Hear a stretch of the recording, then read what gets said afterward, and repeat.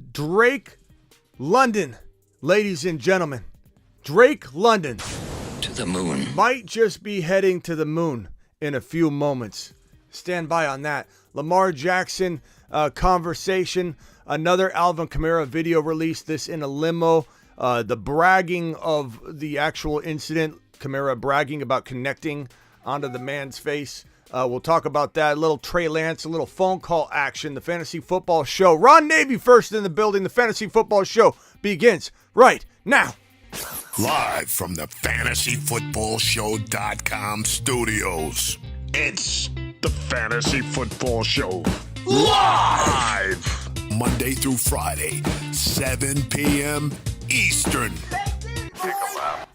What is going on, good people? Thank you for joining me for another episode of the Fantasy Football Show, and I'm live every single Monday through Friday. Rain or shine, sickness or in health, on a vacation with the family. Everybody's mad at me in Casa de Smitty because I work for you, and I never stop streaming. 365, multiple times per day, half of the time. This is what I do, and we've got a lot to talk about. Let's kick it off. First of all, we'll have some Alvin Kamara footage to look at. I'll drop that link in the live chat right now and pin it so you guys can take a look at it.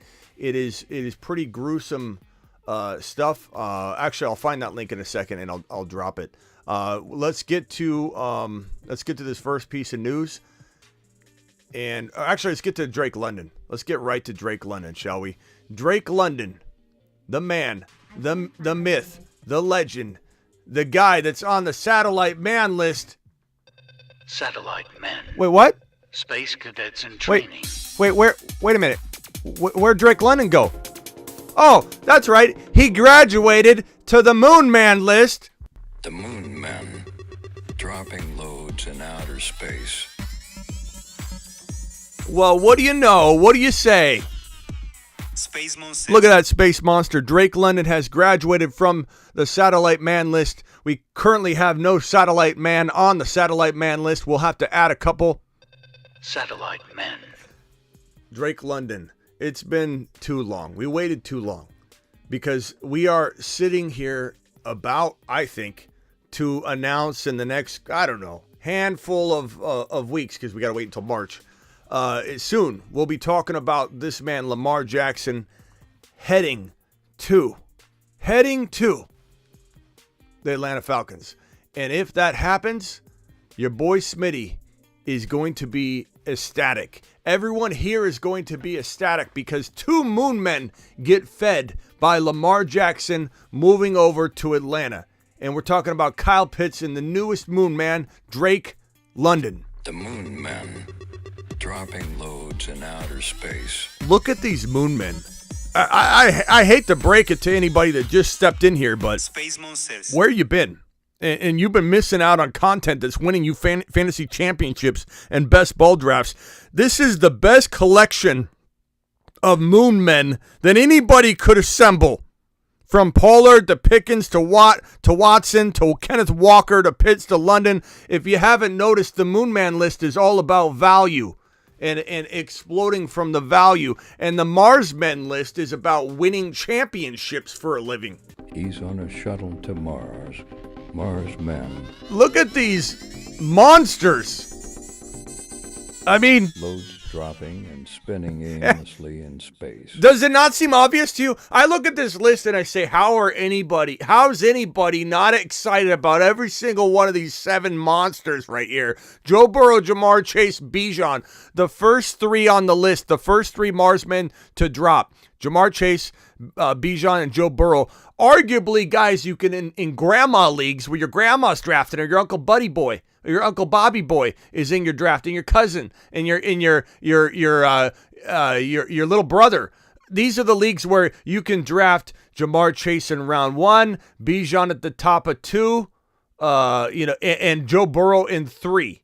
You literally could draft all 3 of these guys in a grandma league. Soon you won't be able to, but you can do a little baby trade where you trade your third rounder up into the second so you can get both Bijan and Burrow, or whatever you got to do. If you got to trade your second up into the first by giving up a 6th-round pick for free, whatever you got to do to land these 3, you land these 3 guys on one team, you might as well walk straight to the bank and give them an IOU and you tell them Smitty sent you, okay? Garrett Wilson, Breece Hall, Jahmyr Gibbs, Zach Charbonnet. These 7 monsters are going to win leagues for people, just like last year's Mars Men and Moon Men won leagues for people.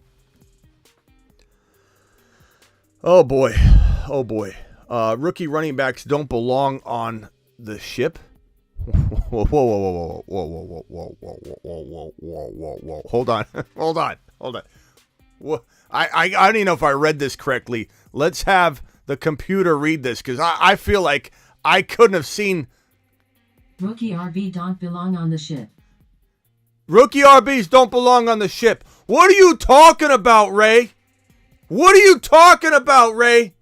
I don't even understand what's coming out of your mouth right now. What do you mean rookies don't belong on the ship? Rookies are how we live, bro. That's how we win championships. Are you out of your mind? The Moon Men, dropping loads in outer space. 1 rookie, 2 rookie, 3 rookie, 4. Space Monsters. All 4 of those rookie running backs, baby. We got Walker and Pollard. Walker was a rookie last year. Breece Hall was a rookie last year. What are you talking about? Space. He's on a shuttle to Mars. Mars Men. Bijan, Gibbs, Charbonnet. 3 rookie running backs are going to win leagues. And spinning aimlessly in Win space. leagues. Win league, win league, win league. Win league, win league, win league, bro. What are we talking about here, Ray? Is that your name, Ray? What's his name? Ray. Ray, I got a little something for you, Ray. Ray, I appreciate you. I hope you don't go run away. Have thick skin. Take a lap. It's good for you. But Ray,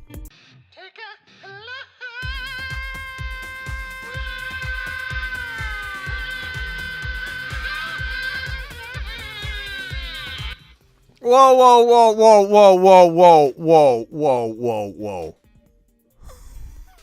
I can't even get through my opening, bro. What are we doing here?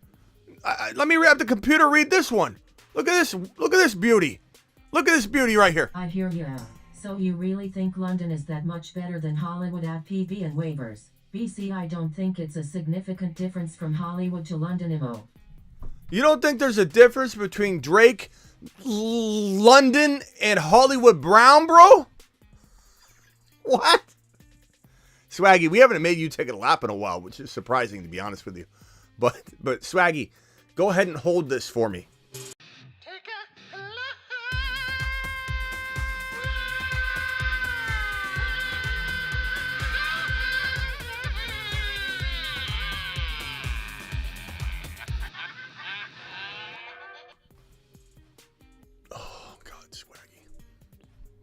Swaggy, no offense, bro. Sometimes you have some good takes, and I'm not against Swaggy at all.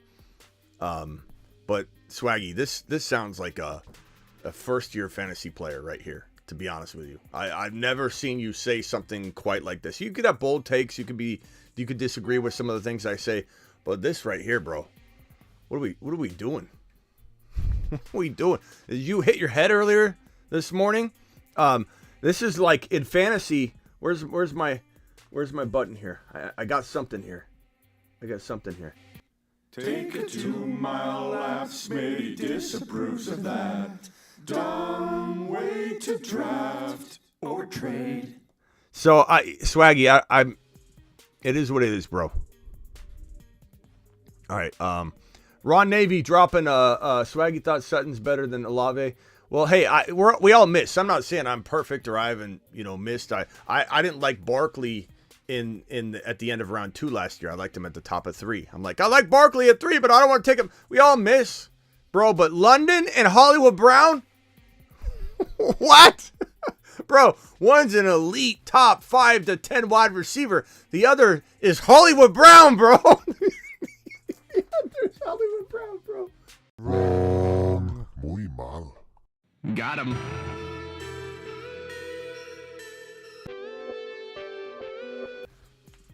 I would prefer to draft Pitts, to be honest, at his value. Bro, you're speaking to the choir in terms of Pitts. I mean, The Moon Men, dropping loads talking about in the guy, outer space. talking about the guy sitting right next to him. Of course, we love Kyle Pitts, but I'm taking Drake London all day over Space Hollywood, Monsters. over Hollywood Brown, bro. Like, here's the thing I don't understand. Hollywood Brown, he didn't have a quarterback, bro, for at least half a year, Swaggy. He's got no quarterback. Like, if you were to say, hey, Kyler didn't get hurt last year. We're in fairy tale world. And you said, I kind of like Hollywood Brown more than Drake London. I might say to you, Swaggy, take a big fat lap, but I at least appreciate it. He has no quarterback. What's Hollywood Brown going to do? Smitty, do you see the release of the video on Kamara's? Yeah, Logan, I said that at the top. I'm going to drop the link for you guys right now. It's on my IG, bro. So here's the link right now. I'll drop it in the live chat. You guys can go watch it if you want. Here it is right here. Let me pin that bad boy. And we're going to be talking about this soon, but I've pinned the limousine situation. I've got it on my Instagram. I've pinned it. So if anybody would like to see it, we'll get to that in a moment. Let's move on, okay? I've been sidetracked this entire time on Drake London, as if Drake London's not an amazing moon man, top 7 to 10, top 5 to 10 wide receiver in 2023. Honestly, I'm ashamed of myself that it took me this long to bump him from the satellite man list to the moon man list. But the crazy part is the moment he gets Lamar Jackson, everyone and their mother's going to be on this train. Every single person's going to be on this train. Half the moon men are just stash guys. What? You know, I love this. Ray. Let's give Ray a round of applause.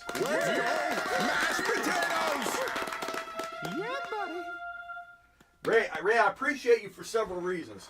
Number one, Ray, I want you to know how much I appreciate you because you are doing us a service. Do you know how much it makes me feel good that I'm not hearing, these are all obvious calls, Smitty, on the Moon Man list. Ray, thank you.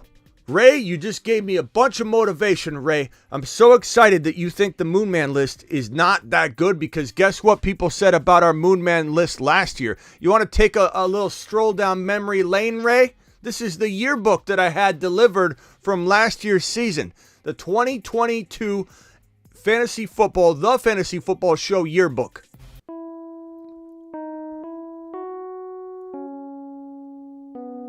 Look, Ray.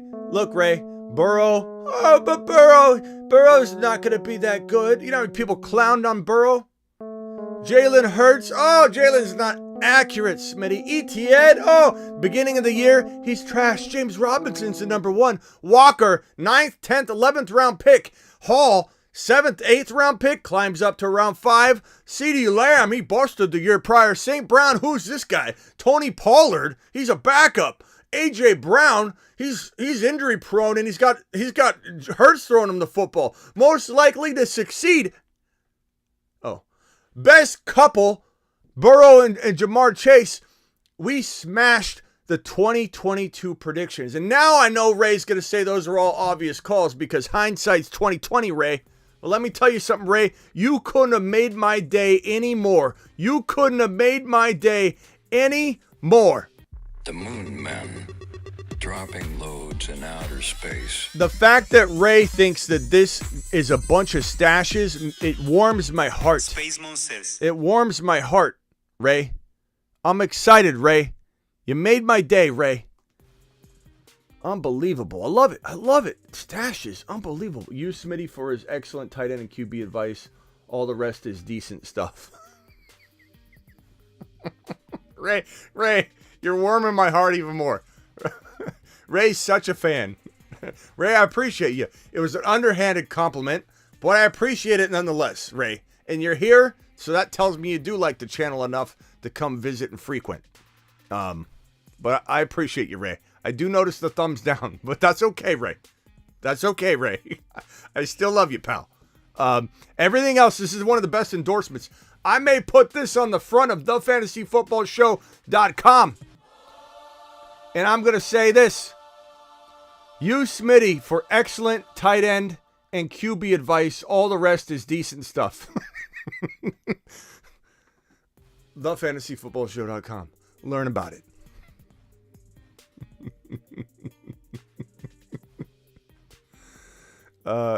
Last year's was good, but this year's is not good. Well, Ray, where were you saying that last year when I said it and everybody clowned on it?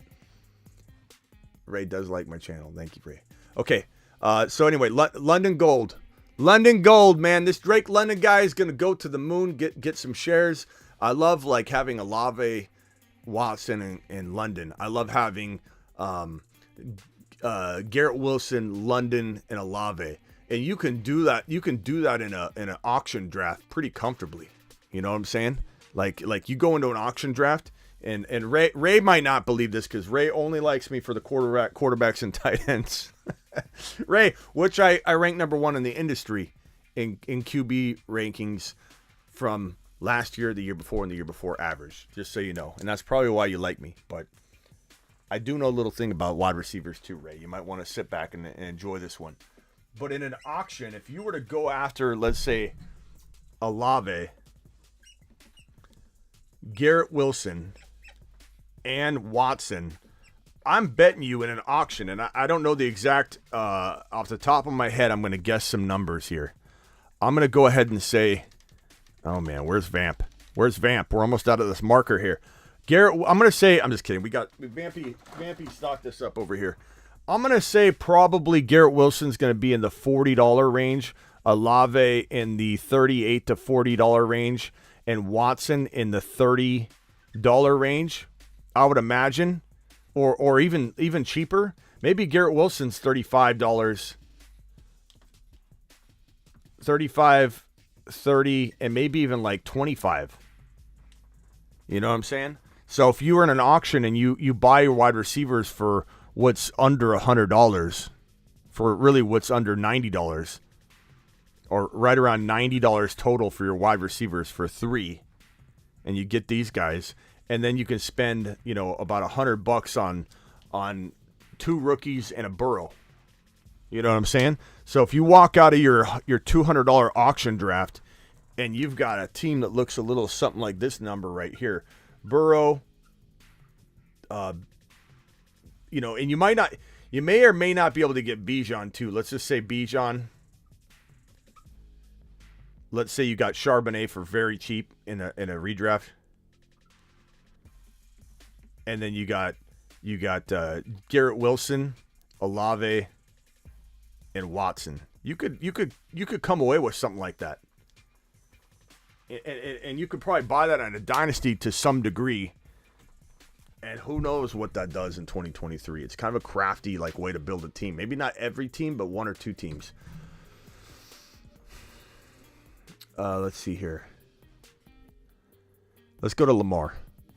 So we talked about this earlier. Lamar, a little over a day and a half ago, when the franchise tag window was opening, Lamar Jackson put this on his Instagram stories.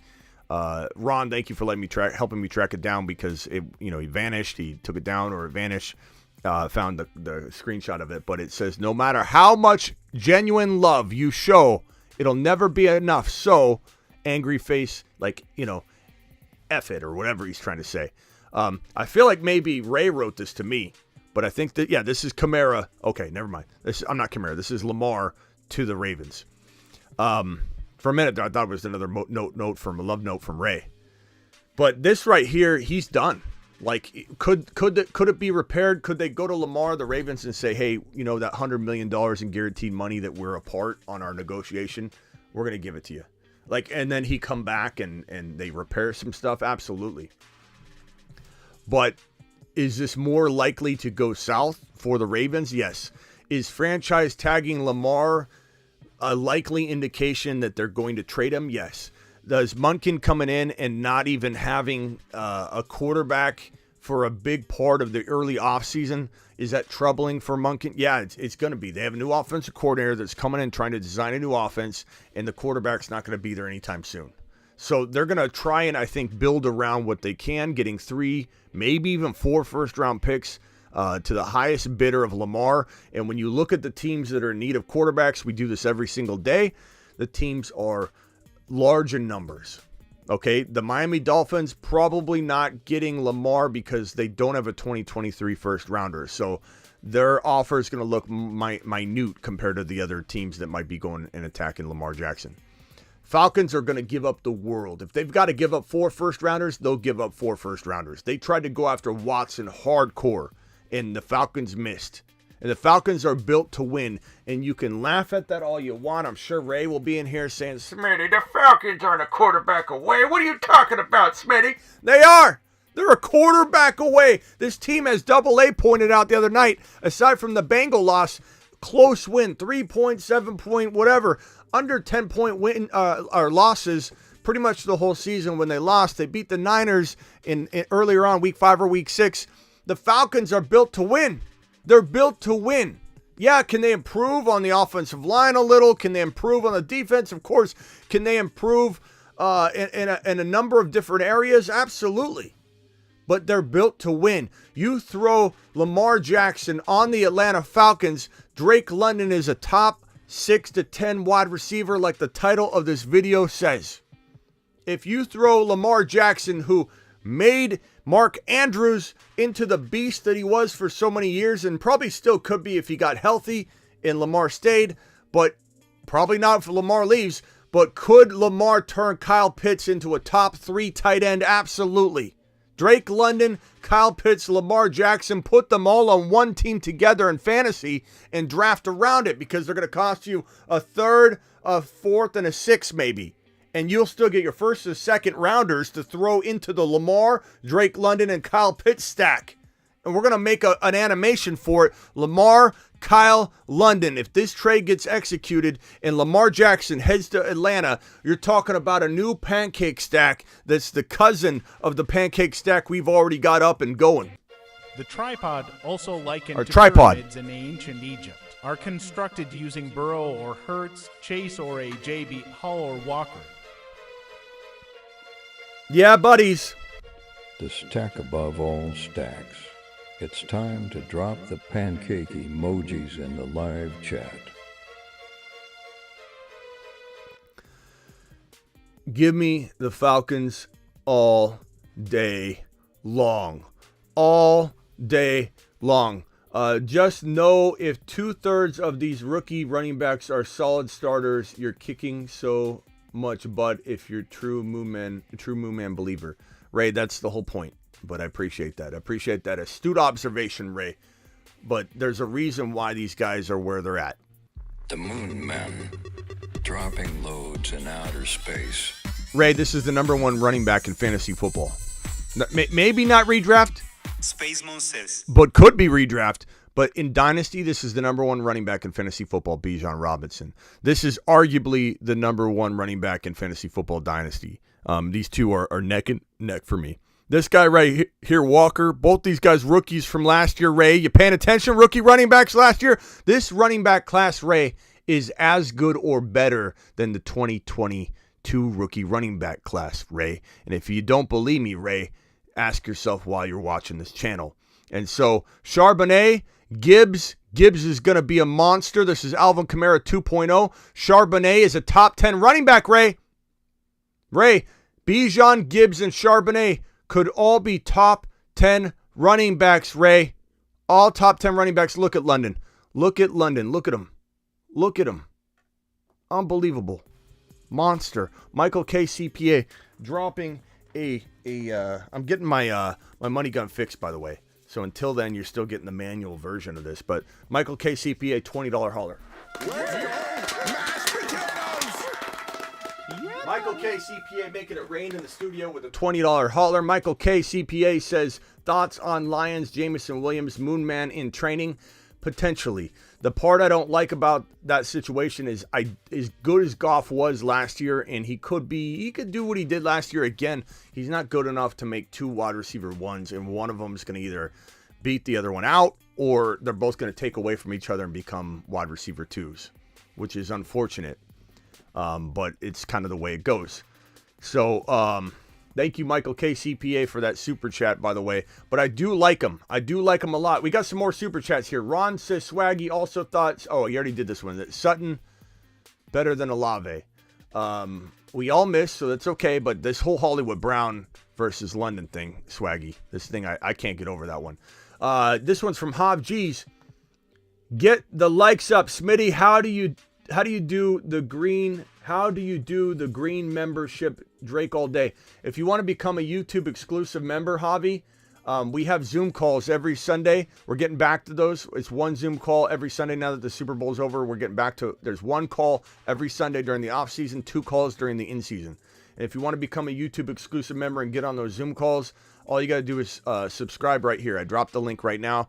That link right there, you'll want to click on, become a $9.99 member a month. Or if you don't want to do that, Havji, and get the YouTube or the Zoom call once a weekend and twice a weekend during the season, you can just do the $1.99. For $1.99, you get a green name. For $1.99 a month, you get the emojis. For $1.99 a month, you're supporting the channel. So there's just the 2 packages. If you want the Zoom calls and early releases, usually I didn't drop one for this one, but early releases for Moonmen and Bold Predictions I send in a private message. I need to make sure I do that going forward. I'm sorry I didn't do it on this one. To anybody that's a $9.99 YouTube exclusive member. So appreciate you dropping that super chat. Avatar with a $5 hauler says London is my 10th pole player this season. Calling my shot now. You see me dropping stats to support it. Avatar likes London Gold. To the moon. London Gold to the moon. He's gold, baby. He's gold. Ron Navy dropping another $5 hauler. When these guys go off next year, will Ray come back and say you were right? No, Ray will probably, no offense, Ray, either vanish or he'll say something like, no, I liked him. You know what I mean? I don't know. Maybe not. Maybe Ray will come in and be like, look, Smitty, you're right. I'm following you into the gates of fantasy hell next time. I don't know. Maybe you won't. Maybe I'm wrong. Maybe I miss on all these guys. But I'll tell you what, when I look at this Moonman list, I start salivating. The Moon Men, dropping loads in outer space. I'm even more excited that people like Ray said this is a group of stashes. Space Monsters. I don't even understand. I'm looking at Gibbs. I'm looking at Charbonnet. I'm looking at Walker. I'm looking at Pollard. I'm looking at Tucker as the stash. Tucker's more the stash. I'm looking at Hall, Bijan. These are all top 10 running backs to me. They're top 10 running backs. That's the point, is people don't see them quite at that level yet. Amazingness is what I call that. Amazingness. And then on top of that, Garrett Wilson, top 5 to 10 wide receiver. Garrett Wilson might be a top 4 wide receiver, Ray.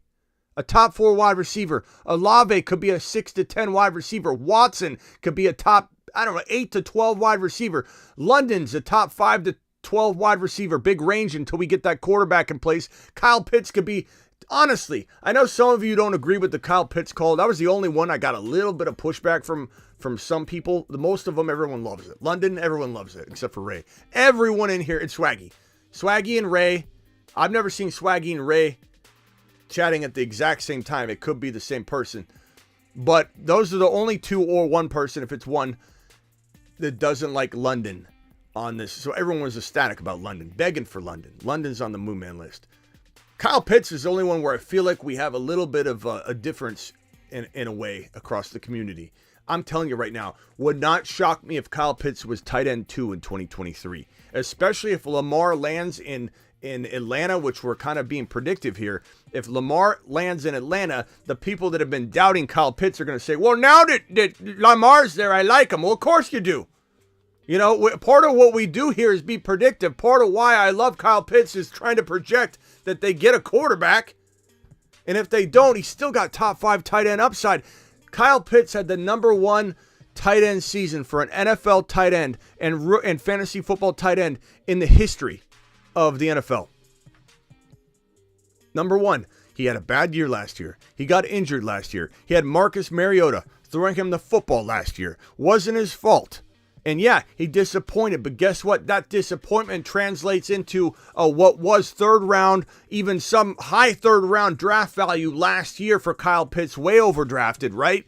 To a now 6th, 7th round value. Does anybody understand the difference between a 3rd round Kyle Pitts, a 3rd round Kyle Pitts, and a 6th or 7th round Kyle Pitts? You're talking about extremely different expectation levels. You're talking about if he is a top 3 tight end, you win your league because you drafted Kyle Pitts as the number 6 or 7 tight end and he finishes number 2.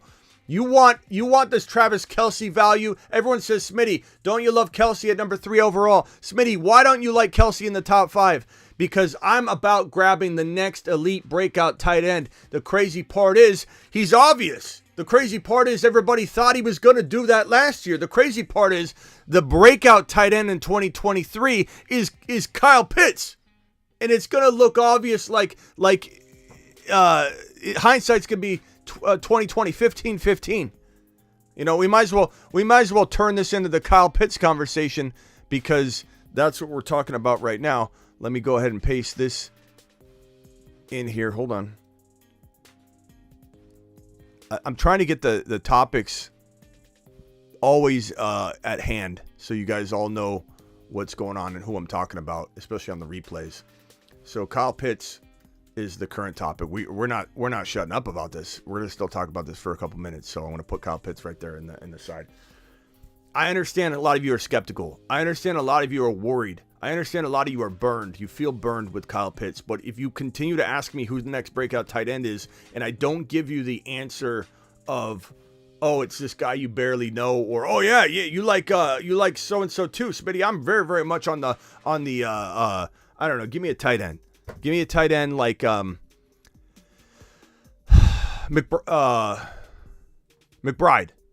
from Arizona. A lot of people like him. Everyone wants me to say that kind of name, a deep name that's going to become a top 2 or 3 tight end. There are no tight ends that I at least assess right now, and that could change, that is going to reach top 2, top 3 tight end value.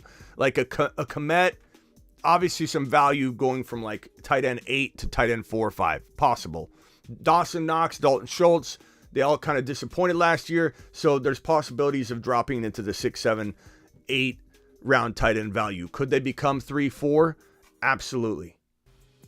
So there is some value in those guys. I love a lot of tight ends this year in that value range. But Kyle Pitts is the answer. When you want the next breakout Kelce, Kyle Pitts is hiding based on the failed output last year and people's soiled expectations from last year. He's sitting there for the taking. You can either dance around it, you can either sulk in last year's stats and outcome, or you could sit here and go, you know what?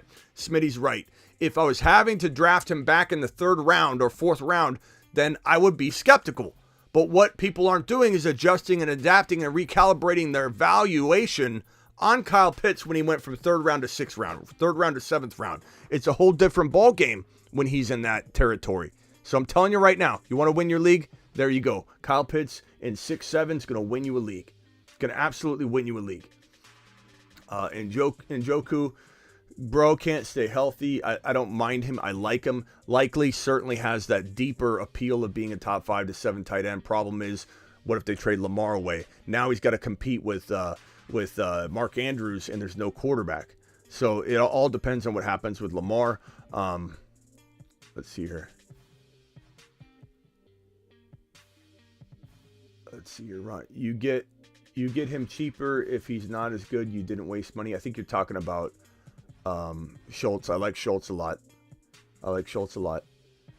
Lamar with Hopkins, Pitts, and London. Yeah, I mean, they could trade for DeAndre. DeAndre won't cost a lot. The Cardinals will give him up, I think, pretty easily. So, all right. Appreciate you guys. Lamar Jackson, we touched on that already. We touched on Kyle Pitts. Kind of goes hand in hand. All these guys go hand in hand because we assume London, Kyle Pitts, and Lamar Jackson are all playing on the same team together. We might as well talk about Algier for a moment. If the Ravens end up surrendering all their first round picks, maybe a couple of seconds or whatever they've got to do, maybe 3 first rounders and a couple of seconds, and they have no draft capital, there's a good chance that Tyler Algier escapes the earlier rounds of running back drafting. And this team says, look, we got Algier. We traded away a lot of our draft picks. We need to capitalize on the draft selections that we're throwing down, and we need to land them. We need to have a 100% hit rate on the remaining picks that we have. We can't gamble on a position we feel like we already have covered. So I have a feeling Tyler Algier escapes the NFL draft if they trade for Lamar and ends up being potentially a moon man himself because he's going to have no competition. Alvin Kamara, link to the Alvin Kamara video is in the live chat pinned. I pinned it. This footage is bad. I'm not going to play it here on the YouTube channel, but you can click on the link and go see it. But Alvin Kamara in a limousine, there's new footage released. I have it on my Instagram. It's pinned in the live chat, where he's boasting and bragging about connecting in the domestic or in the assault incident that he's indicted for, on the conspiracy to commit battery and the battery resulting in bodily harm. Two different charges that Kamara is being brought up on. And while, like Tony, the attorney, said when he came on our live the other night, if he pleads, because you can't settle. Everyone says, oh, he'll settle and get out of it. There's no settling in criminal. It's called pleading. And if you plea, you're admitting guilt. And you're only plea if you're trying to get a lesser sentence. So he's going to trial. He's going to trial, and there's no settlement. You don't settle out of a criminal situation. So Alvin Kamara boasting and bragging about it. His buddy in the front seat did turn around. This part I didn't include in my video, but he turns around and goes, bro, you can't do that. You can't do that stuff. This will bring a lawsuit. Paraphrasing a little bit of what he said. And Kamara's response was, yeah, but I can't handle that, whatever. Basically admitting he can't control himself. Basically admitting he knows that he, did wrong. Bragging about connecting. The other people in the vehicle also saying, yeah, man, you hit it. There's two females in the back, or at least one female in the back, says, yeah, I saw you hit him, or whatever it was. But he said, I connected so hard on his jaw. And so this footage, on top of the new footage released both on my Instagram, is likely to put Kamara, I think, in a season-long suspension. The question will be is if he decides to move forward with a speedy trial. And Tony said he didn't know what the laws were in Las Vegas for a request of a speedy trial. But a speedy trial is probably in the best interest of Kamara if he's able to get the plea arrangements of the lesser charge, the conspiracy to commit battery. Kind of like saying I conspired to commit battery, but not admitting that the battery took place. And why would the prosecution even go that direction? To get a speedy result, a lot of times in order to not suck the money out of the state and the court system, they'll try and speed things along. It's basically an admission. We're gonna plead to the conspiracy charge, and in that is a lot of damages, medical damages, lots of money in the medical realm for him to pay this individual, the alleged victim. And so there'll still be a civil situation that Kamara is going to have to go through. But bottom line is, if he pleaded guilty and took a plea on the conspiracy charge, there's a chance the NFL could say, I don't know if they will because the optics are horrible, could say, hey, conspiracy, he didn't plead guilty to the actual bodily harm, even though we know it happened, but he's only charged on the conspiracy. Conspiracy is a much smaller charge. And he could see a 2 to 6, 2 to 8 game suspension on that charge. Like if that was the only charge and you didn't have the footage, that's what it would probably be for the NFL, 2 to 6 games, 2 to 8 games. But the optics are so bad, I could see the NFL saying there's no written script. There's no, oh yeah, if you do conspiracy for battery, yeah, that's a 2 to 6 game. They can do whatever they want. The optics are so bad. I could see them suspending him indefinitely, and then this being a reapply in a year type of situation. We'll have to see. The NFL has been very weird about how they go about everything. So that's the Kamara thing. Trey Lance. Oh, we do have this piece on Carr. I don't know if you guys know, but Derek Carr, when he visited with the New York Jets, they buttered him up. They greased his wheels. They told him how amazing he was. And basically, Diana Rossini says that the Jets made it real personal too. They said, we believe if you come to New York and win, you could be a first ballot Hall of Famer. And while we don't agree with that, obviously, right, because we have brains and eyeballs, he's not a Hall of Famer. I think Derek Carr is very undervalued. I think people don't realize how good he could be in New York. I don't think people realize the stats that Derek Carr has had the 28th, the 29th, the 30th, the 31st, between 28 and 32. Worst defense across all categories that matter. They weren't 15th in interceptions against. They weren't 15th at one point in points scored against. They were literally in the bottom 4 of almost every major category the entire time Derek Carr was in Oakland and in Las Vegas. The entire time with the Raiders, they had a bottom 4 defense across the board. So that makes you into not the most accurate quarterback. That makes you into a quarterback that's reaching into his back pocket and trying to make something out of nothing. And without a good defense, he didn't have a shot to become an elite quarterback. And while I don't know that he'll become an elite quarterback, I'm talking like the Hurts and those guys, those types of guys, he's certainly capable, not of a Hall of Famer, but what this indicates to us is the Jets love him. And the Jets would probably ink him. Who cares about Aaron Rodgers? If you commit to us, we'll take it now. And there's 2 reasons why the Jets want to do this. Number 1, he doesn't cost draft capital. Aaron Rodgers is going to cost a couple first-rounders.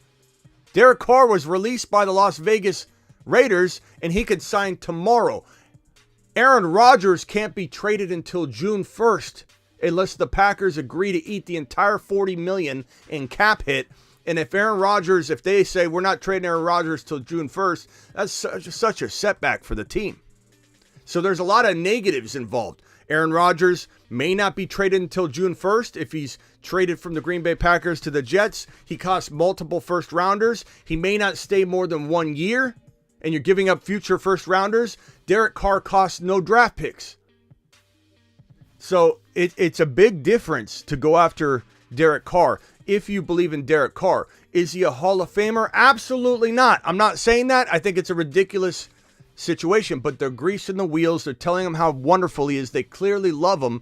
And I think it's pretty safe to say that at this moment in time, Derek Carr is likely headed to New York. He'll go, I think, kick the tires at a few more places. I think he's enjoying having control of the situation. He's enjoying a lot of teams wanting him and wanting to bring him in. This guy's been feeling neglected in Las Vegas, feeling doubted in Las Vegas, feeling hated in Las Vegas, feeling unwanted in Las Vegas. So he's enjoying this. He's going to milk it a little bit. I don't blame him. But I think he's going to realize I've never had a number 1, number 2, or number 3 defense in the NFL. And I'll tell you this right now. If this team gets Derek Carr or Aaron Rodgers, the New York Jets are the number 1 defense in the entire National Football League in 2023. Not the Niners, not anybody. The New York Jets are the number 1 defense. They probably already were. But when your offense can't move the football down the field, your defense is always on the field, it gets worn down. It plays at a lesser value. More points get scored against it. More stats get run up because the defense is constantly on the field, and they're going to let a little slippage happen. The New York Jets, with a solid quarterback, are the number 1 defense in football because the offense will cascade into the defense. The defense will cascade into the offense. They'll help each other. The New York Jets are the number 1 defense in football. You give Derek Carr the number 1 defense in football. You give Derek Carr Garrett Wilson. You give Derek Carr Breece Hall. You give Aaron Rodgers those as well. But if you give Derek Carr those, Derek Carr is going to do well. Derek Carr is going to have a top 6 to 10 fantasy, top 7 to 10 fantasy football season in 2023 in New York. And if he doesn't, let's say he's more like 8 to 12, he's still going to be NFL good. He'll still be a top 6 to 7, top 7 to 8 NFL quarterback, even if you take fantasy football out. Think Troy Aikman in Dallas. Great quarterback, NFL-wise. Very bad fantasy quarterback. Usually they go hand in hand now. You can't really be a great quarterback and not be a good fantasy quarterback, just the way the NFL is these days. But Derek Carr could be a slightly better NFL quarterback than he is fantasy football quarterback because of the nature of the defense and the way the offense is set up. And it's going to have Breece Hall running the ball, the defense really doing some damage. So Derek Carr right now feels like he's on his way to New York based on all the news. That's the way I feel about it. Trey Lance. Oh, and then last thing on Aaron Rodgers. This right here. This right here on, let's see. This is Aaron Jones. Aaron Jones said that this year seems more real in terms of Aaron Rodgers being gone. And we're hearing different things. We're hearing that Aaron Rodgers might be headed back to Green Bay right now. I don't know if this is to do something in person. I don't know if this is to just go back to Green Bay anyway. I don't know if this has anything to do with him talking to the Packers.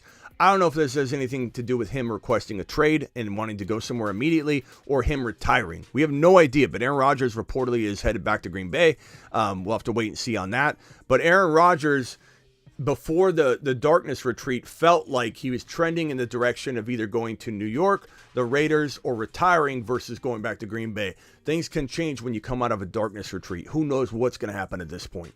But Aaron Jones saying that he feels like it feels more real that Aaron Rodgers is gone. The reports from that Boston Globe reporter that said that the Packers are feeling disgusted by Aaron Rodgers and they're ready to move on. And they're infatuated, quote unquote, infatuated with Jordan Love. And it makes sense for the Packers to maybe go down the road of Jordan Love, give him a try, because if they're infatuated with him, it doesn't matter what we think. If they love him, they want to give him a shot, they're going to lose him. At this point, if they bring Aaron Rodgers back, they have to trade Jordan Love or they're not going to get any value for him. So Jordan Love's either getting traded or Aaron Rodgers is getting traded. I highly doubt, very unlikely, that both quarterbacks are on the Green Bay Packer roster in 2023. They will trade one of them. I think it will be Aaron Rodgers. I think Aaron Rodgers, because New York is probably going to get Carr, Aaron Rodgers is probably going to the Las Vegas Raiders to play football with his former teammate Davante Adams, who Aaron Rodgers helped mold and sculpt into the wide receiver that Davante is today.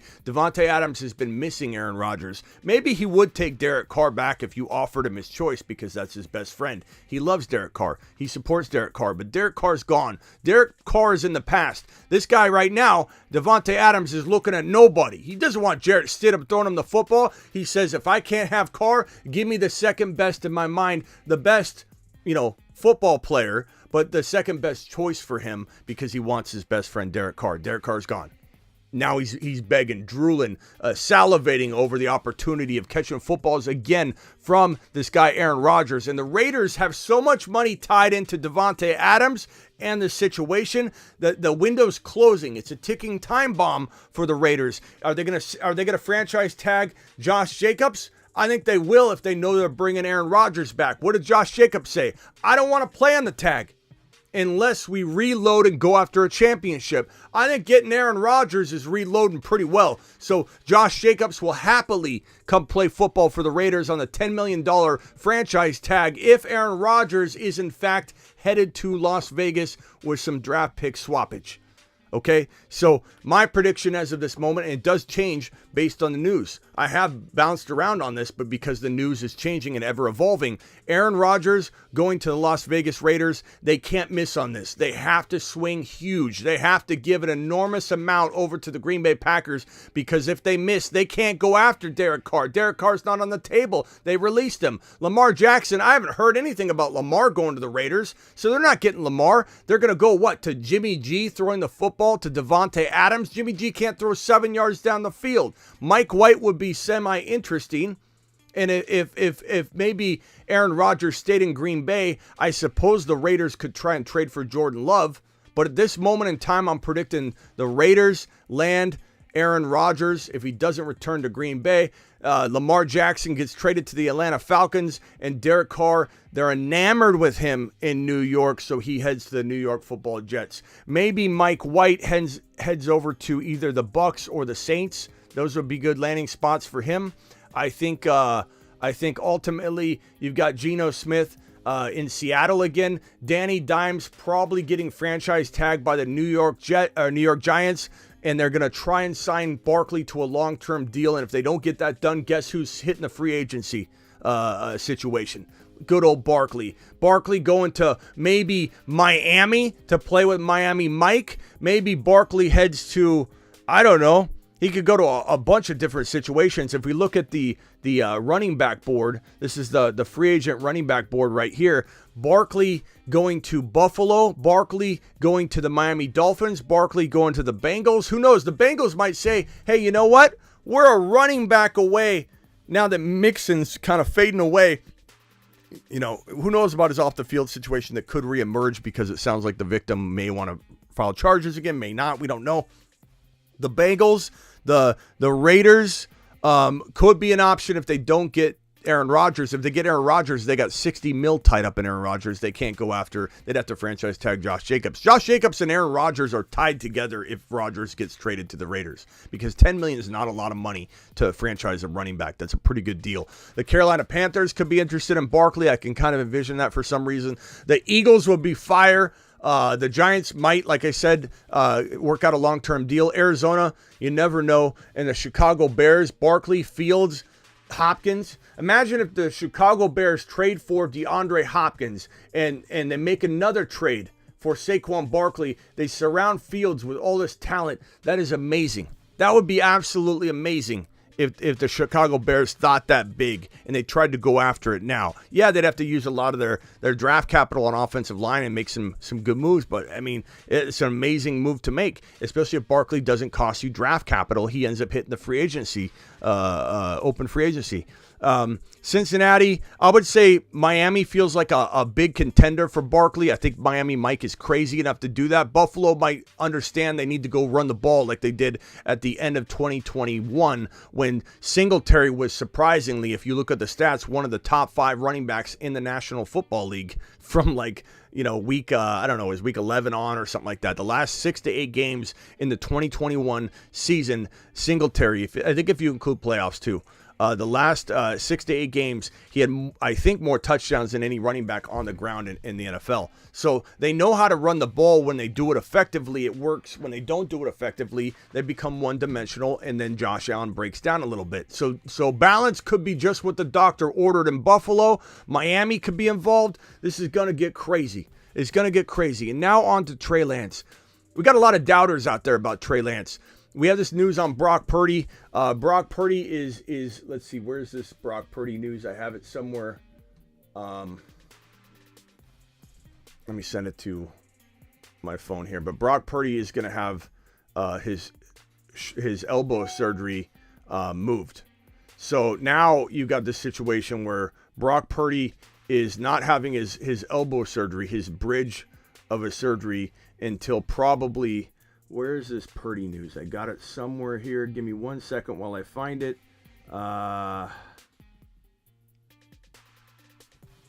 Where's my Brock Purdy news? I don't know where it is. I'll just tell you. But apparently, so this UCL right here that runs down your elbow, he snapped it, right? Total tear. They can do a Tommy John surgery. Tommy John on a quarterback's never been done. They've had players that have had similar like bridges done, but there's never anybody that we know of that's had a bridge like he'll get. Instead of doing the total UCL repair, they'll do a bridge repair right here. They'll do like a connecting of where it tore, I guess, right here, and it's like a bridge effect versus trying to. There's the details are kind of weird. I don't even know if they know that they can do that officially until they get in there. But the swelling has been kind of out of control.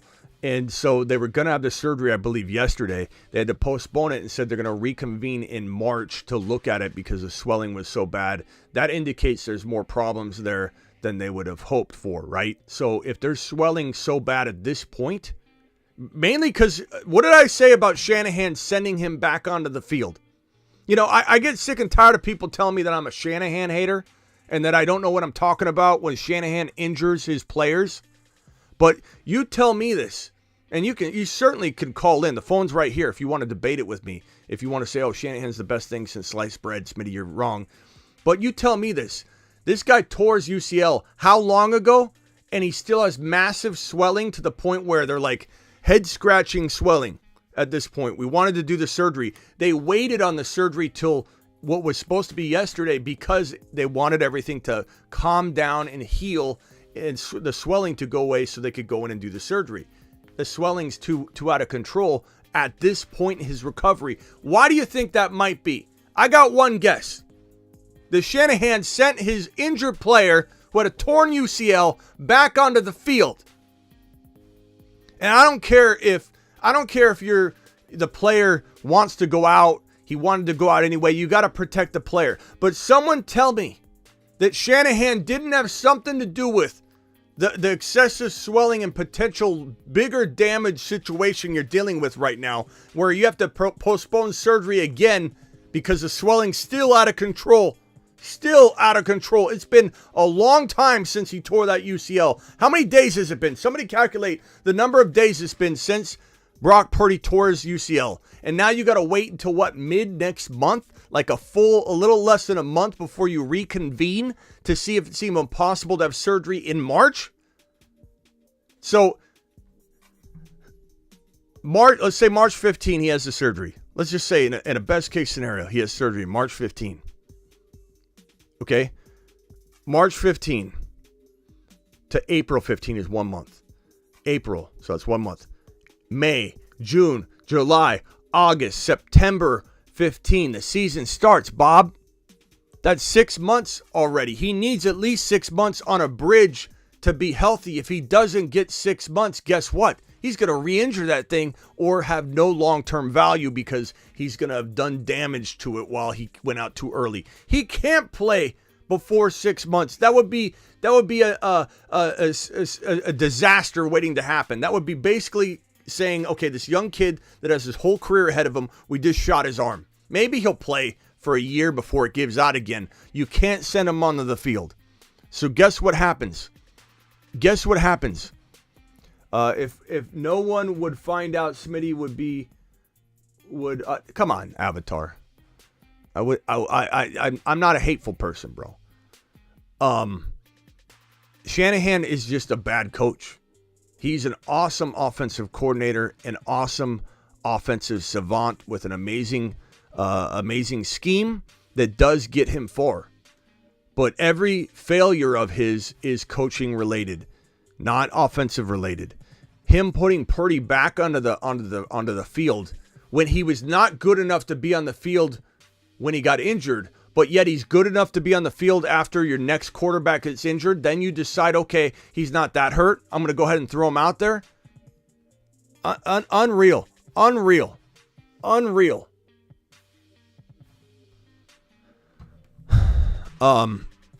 Trey Lance is going to get his opportunity. Trey Lance is going to start week 1. Trey Lance is going to not have to look over his shoulder walking into week number 1. Trey Lance never played with Christian McCaffrey. Trey Lance never had a proper start in 2022. Smitty, he played in week 1. Yeah, in a mud bowl. Trey Lance played in a mud bowl. He had no shot. No one did well. No one threw the football in the mud bowl. Trey Lance played in week 1 in a mud bowl in Chicago where no one did anything. And then Trey Lance got hurt after 4 attempts or 4 receptions in week number 2 when it was raining in San Francisco against the Seattle Seahawks, I believe it was. I think it was ironic because I thought, oh, it's raining in Seattle. No, that game was in San Francisco. It decided to rain. It rained, mud bowl. Guy didn't have a chance, didn't play with Christian McCaffrey yet. And Brock Purdy, who I like a lot, I'm not saying Brock Purdy isn't good. I said to all the Niner people, you need to start Brock Purdy ASAP as soon as Trey went down. And I got laughed at. I know my quarterbacks. And Brock Purdy, I said, would win more games than Jimmy G, and he's better than people think, and you need to put him out there. So I don't want to hear that I'm a Brock Purdy hater or anything like that, because I said it on Niner shows with Raj and everybody over and over and over. Put Brock Purdy in. You can't put I think it was either Vlad or C-Mac. So one of them was, Smitty, you can't start a Mr. Irrelevant rookie quarterback mid-season and win more games than Jimmy G. And now everybody loves Brock Purdy. Everyone loves Brock Purdy. I said put Brock Purdy in. But Trey Lance has not yet been given even remotely close to a fair shot yet. Trey Lance hasn't even shown whether he's failed. Has he failed or busted? No. He has not. I don't want to hear he's busted. He hasn't. Has he proven he's not busted? No. So it goes both ways. He needs to prove that he won't be a bust, sure. But has he busted yet? No. Not when you haven't played with Christian McCaffrey. Not when you played in a mud bowl. Not when you haven't even got a chance to see him at all. He hasn't played. He played in Houston, won that game. There's playoff implications. And what does Shanahan do? Puts Jimmy G back in. Doesn't stay with the rookie. Once you put a rookie in, you don't take him out. So Trey won and did great. Then he got put on the bench. Then they're like, we're going to start him in the offseason. Then you heard buzz. People loved him. People hated him. People clowned on him. People said, look at that throw. What does he do? Comes into a mud bowl. Everybody rips him apart. Can't throw in that. Comes into week 2, gets hurt after 4 reception or 4 completions or 4 attempts. I forget which the 2, but 4. What happens? 4 and he gets injured. What happened? Shanahan. Give Lance a chance. Lance might actually surprise you. Lance was on the Moon Men list last year for a reason. I wasn't trying to throw a dart at the board or throw mud at the wall. There was rhyme and reason behind why I liked and loved Trey Lance. And there still remains some reason to be very, very optimistic that he might hold off Brock Purdy because he is a dual threat, which opens the door to Shanahan destroying him. I get that. But this guy he's got a cannon of an arm. He's throwing to Deebo Samuel, Brandon Ayuk, George Kittle, and Christian McCaffrey. If it wasn't for Shanahan, he'd be on the Moon Man list again. I just don't trust Shanahan.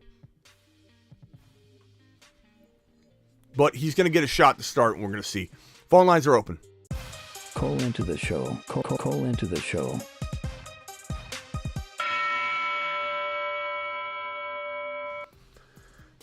Dial into the show. Your boy Smitty will let you know and answer all your questions. And yell some mo. Give Lance a chance. Give Lance a chance. Give Lance a... I like it, Travis. Someone make up the signs. Running back. Wide receiver over running back if you're spending premium rookie capital, says Avatar. Running back if you're spending wide receiver over running back. I think it depends. I mean, I don't love this rookie wide receiver class near as much as the RBs. So give me Bijan, give me Gibbs, give me Charbonnet over all of the wide receivers. But that's me. There's no wrong or right to building in Dynasty. But give me all three of those players. All three of those players. Bijan, Gibbs, and Charbonnet over every single wide receiver. My wide receiver one in Dynasty rookie drafts will be at pick 4.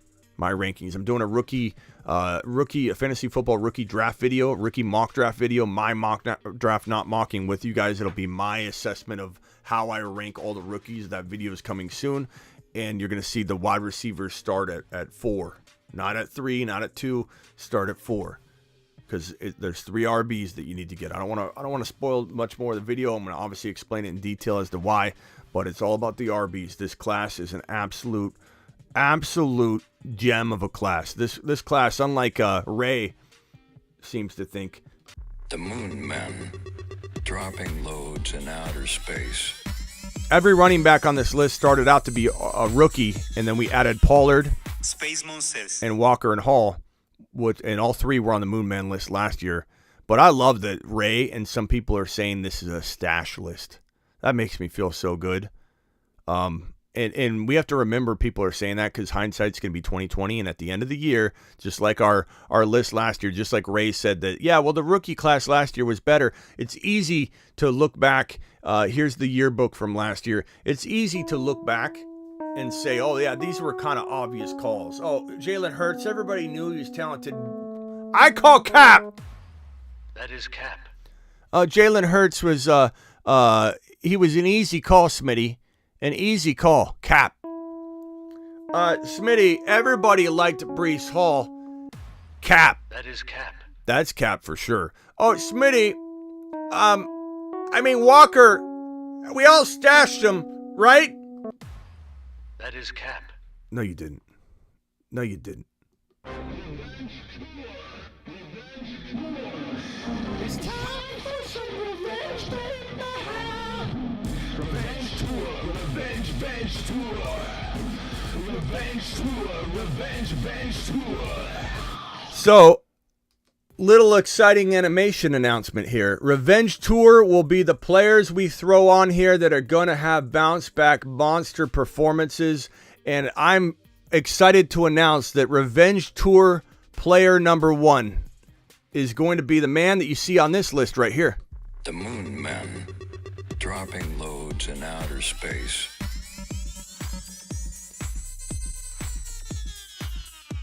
Space Moses. So let's do it from the top here. Let's do it from the top. I give you the number 1 Revenge Tour player for 2023. We're going to add probably 4 or 5 guys to this. We like the Moon Men, like the Mars Men, like everything else we do. We want to limit it to make it special. But here we go. Number 1, Revenge Tour leader. The king of the Revenge Tour group is Breece Hall. It's time for some revenge, baby. Revenge tour, revenge tour. Revenge tour, revenge tour. Revenge Tour, baby. This is number 1. His name is Breece Hall, and he's coming for everybody. Everybody that doubts him, you're going to feel sorry that you ever doubted this man in his Revenge Tour 2023. We're taking nominations for who wants to be added to the list. Go ahead and drop some ideas. Smitty was screaming from the hills about Hurts last season. Thank you, Swaggy. Appreciate you. Swaggy, finally, Smitty. You've just been Smitty approved. JT, I don't know about JT being on the Revenge Tour, broski. I don't know if I feel that yet. I'm not saying it can't happen. I definitely feel like he's Revenge Tour capable, but I don't know if I'm going to waste like one of 5 spots, Revenge Tour spots, on a guy that we don't know if his offense is going to be able to support it, because he came back and he didn't. It's a good suggestion, but I don't think he's going to crack it yet. Maybe. We'll have to see. Maybe we run out of guys that feel Revenge Tour worthy, and JT does make it. I don't know. Herbert. Yeah, I guess Herbert and JT do need to. I don't get a Breece Hall tore his ACL, right?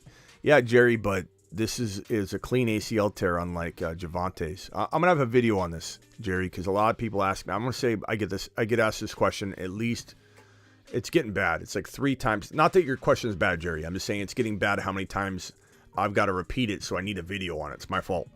But I get asked probably 3 times a day now. Hey, Smitty, if you like Breece Hall so much, why aren't you high on Javante? And I got to explain it over and over. So I'm just going to create a video on it and send people to it. But clean ACL tear, bro. A young kid that's ahead of schedule, and we needed to hear he was ahead of schedule. Barkley and J.K. Dobbins were behind schedule. They weren't even ready for week 1. They were shoved out there without even taking a hit in practice or cutting with pads on. It was pretty brutal. And so Breece Hall is going to be like 100% healthy and ready to go. Ron, try dialing back one more time. Breece Hall is going to look amazing in camp. He's not going to be like, okay, we're taking it very easy, and he's not going to do anything until week 1. He's going to be testing his knee, looking amazing. The closest thing to an Adrian Peterson ACL recovery we've seen, or will it probably seen in a long time. I think Breece Hall has a very similar recovery path that Adrian Peterson had. So that's one reason. What's up, Ron? Hey, Smitty. Yo. You talk about this revenge tour. Oh, go. Steeler. What Steeler? If you bring up Swift, I'll lose it. Yeah, no, Swift is, could I see it happening if they didn't bring in a single RB? Yeah, but the problem is I think they're going to draft an RB or bring somebody in. So I can't say I can't say never, but I'm going to say I don't feel it right now. Maybe JT is worthy of it. I don't know. But JT's such a big name, I feel like the Revenge Tour list should be a little more special than that. Like, JT's an obvious one. I think you should do your bold prediction, Revenge Tour. Yeah. I mean, that's what I'm kind of doing. Is I want it to be special. I don't want it to be JT. Breece Hall is a little bit special because he came off an ACL tear, and there's a lot, like even this comment from Jerry, where Jerry said, he was wondering why I liked him coming off an ACL tear. So there's a lot of doubt behind him. But looking at the RBs, let me just look at the RBs and see if we can find any Revenge Tour candidates. So you can't use Pollard because he had a good year. It wasn't like he got hurt for a big portion of the year. Running backs, it's tough. I don't see a lot of RB. We might have a very small Revenge Tour list, which is fine. It makes it special. Trey Lance could be on it, but I don't trust Shanahan to the point where I think I can't put him on this list and feel good about it. Let's see, who else are we missing here? Revenge Tour. What do you think for him? Who? Cam Akers. I'm not a fan. Really? I'm not a fan. You know, Kadarius Toney, this could be where we use Kadarius Toney, because he busted last year. He's supposed to break out. We were all super excited about Kadarius Toney. He was one of the top waiver wire suggestions where we punched this button here at one point during the year. We're like, if you've got any fab left, initiate full load drop.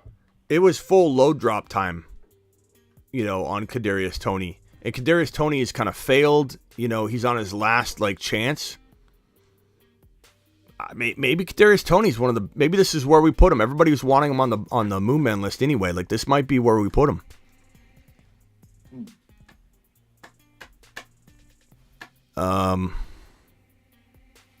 What about Kyle Pitts. Brady? Kyle Pitts. Kyle Pitts. What am I doing? Right in front of my face, bro. It's right in front of my face. I'm like, well, who are we going to put on the list? Kyle Pitts.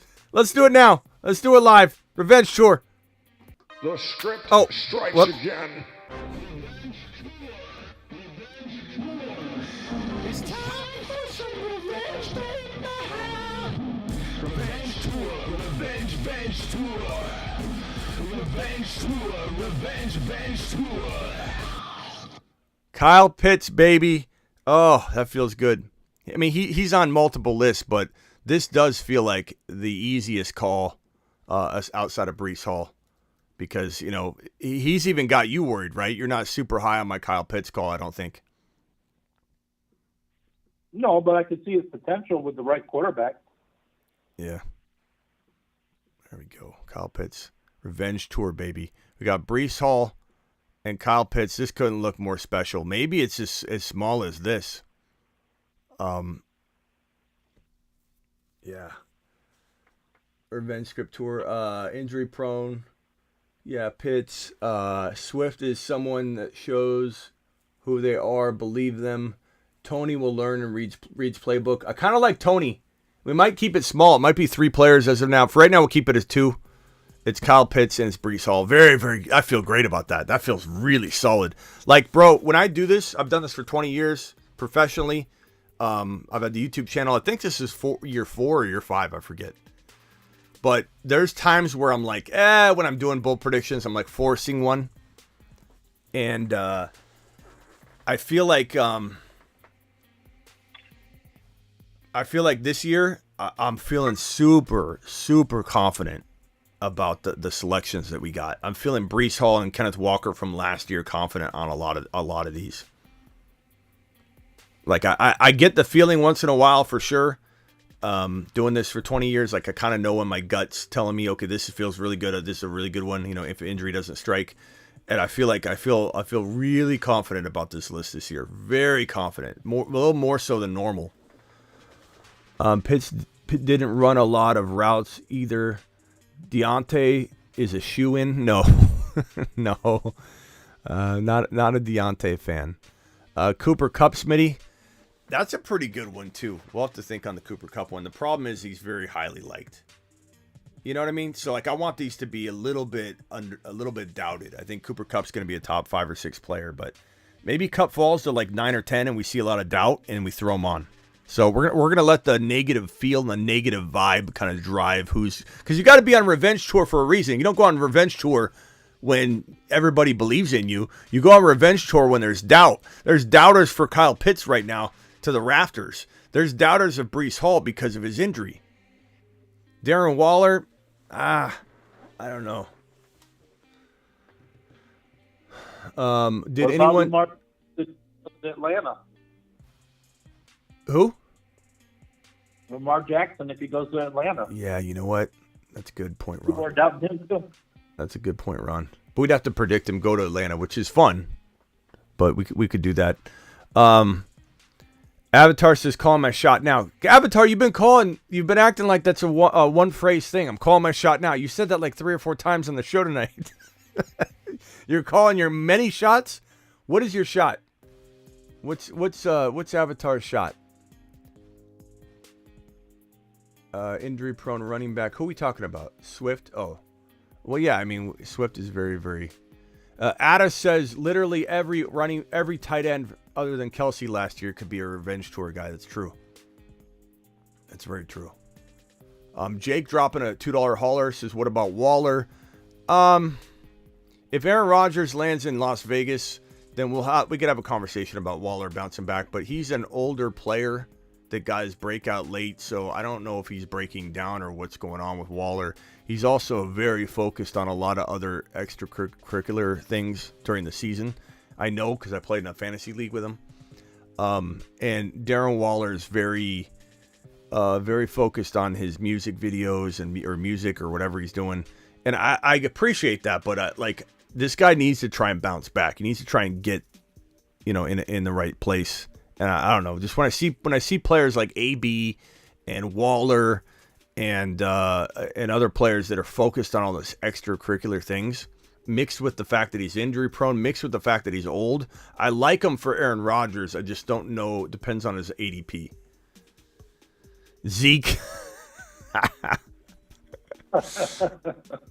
Kamara, revenge. He's got a lot of revenge. I just don't know if it's on the field. Pittman's an interesting one. Yeah, we'll have to see. Ron, I made this one for you. Whenever Ron's getting upset about the script. The script strikes again. The script strikes again. For when Ron's feeling like something seems shady. I think that does it for tonight. I don't know that I'll be back later.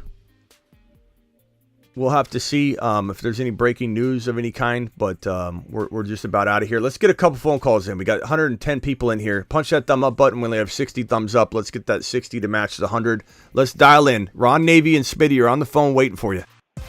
Call into the show. Hey, Smitty, what about your bold take that Brady What? unretires and goes on a revenge tour? Yeah, I mean, that definitely, because that's how I feel. That's a good one. So Brady, Kadarius Toney,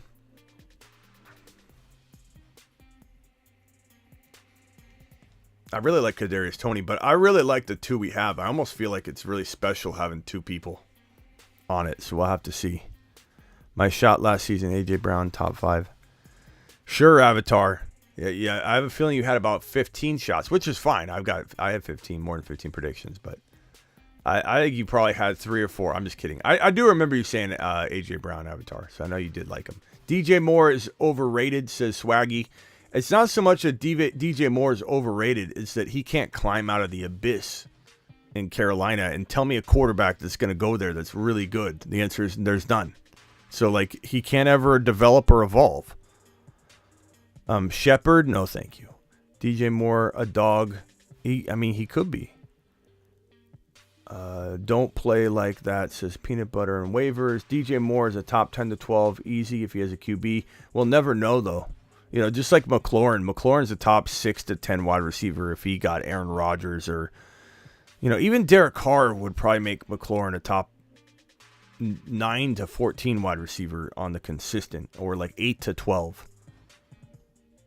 And yeah, DJ Moore's not getting a quarterback. What's DJ Moore? Logan says Fournette. Come on, Logan. Logan, welcome to the channel. Glad to have you here, Logan. Logan's a first time here on the channel tonight. Logan, appreciate you. Fournette. I kid Logan because of how much shade I throw on Fournette all the time. So just kind of letting us know you're brand new. But we still appreciate you. Judy on the satellite? No, I don't think so, Isaac. I did like Judy at one time, but I'm not going there again. I'm just not. I'm not. Phone lines are open, guys. Let's get as big of a panel as we can get going real quickly for 10 minutes, or let's go 6 minutes of a panel. A 6-minute panel right now. Dial in. Be a part of the panel. 6 minutes. I'm going to put it on screen. Once 6 minutes is over, I'm going to close the phone line down and kick everybody off the phone line. So dial on in. Let's go. This one's from Falcon. Falcon says he just dropped a $1 hauler. You gotta drop a message and I'll look for it, Falcon. Appreciate you dropping a super chat. I don't think I have any other super chats that are outstanding. Michael KCPA saying Jamison Williams on the Moon Man list. It's possible. We got Waller. We got Deontay. Oh, Avatar, I'm sorry. I saw your $2 hauler just right now. Avatar says Deontay, 140-ish targets with 0 TDs, has to do better. I mean, Ron Navy can speak to the fact that I think this guy doesn't catch footballs is his problem. And on top of that, without a Big Ben or Trubisky overfeeding him targets, and Pickett having his own players that he connects with, there's just no real shot for me to like him anywhere near a revenge tour caliber guy. You're live on the Fantasy Football Show. Who are we talking to? Hello? I guess they hung up. Ron, what do you think about Deontay? I think it would be fun to have a poll in the chat to identify Smitty's top 5 players that he dislikes the most. Yeah. See how well to know you. Ada, you're live on the Fantasy Football Show. What's up, Smitty? What's up, Ron? What's up, pal? Sniper. What do you think? What do you think? Me my Tom Brady shot. Ada. That's Ada's new nickname, Sniper. Ada, what do you think of the revenge tour? Brees Hall, Kyle Pitts. You like them both? Oh, for sure, those two. I want to make in a sense, a tripod. That's the key. I feel like a revenge tour tripod, but it's who you're going to fill into that last slot.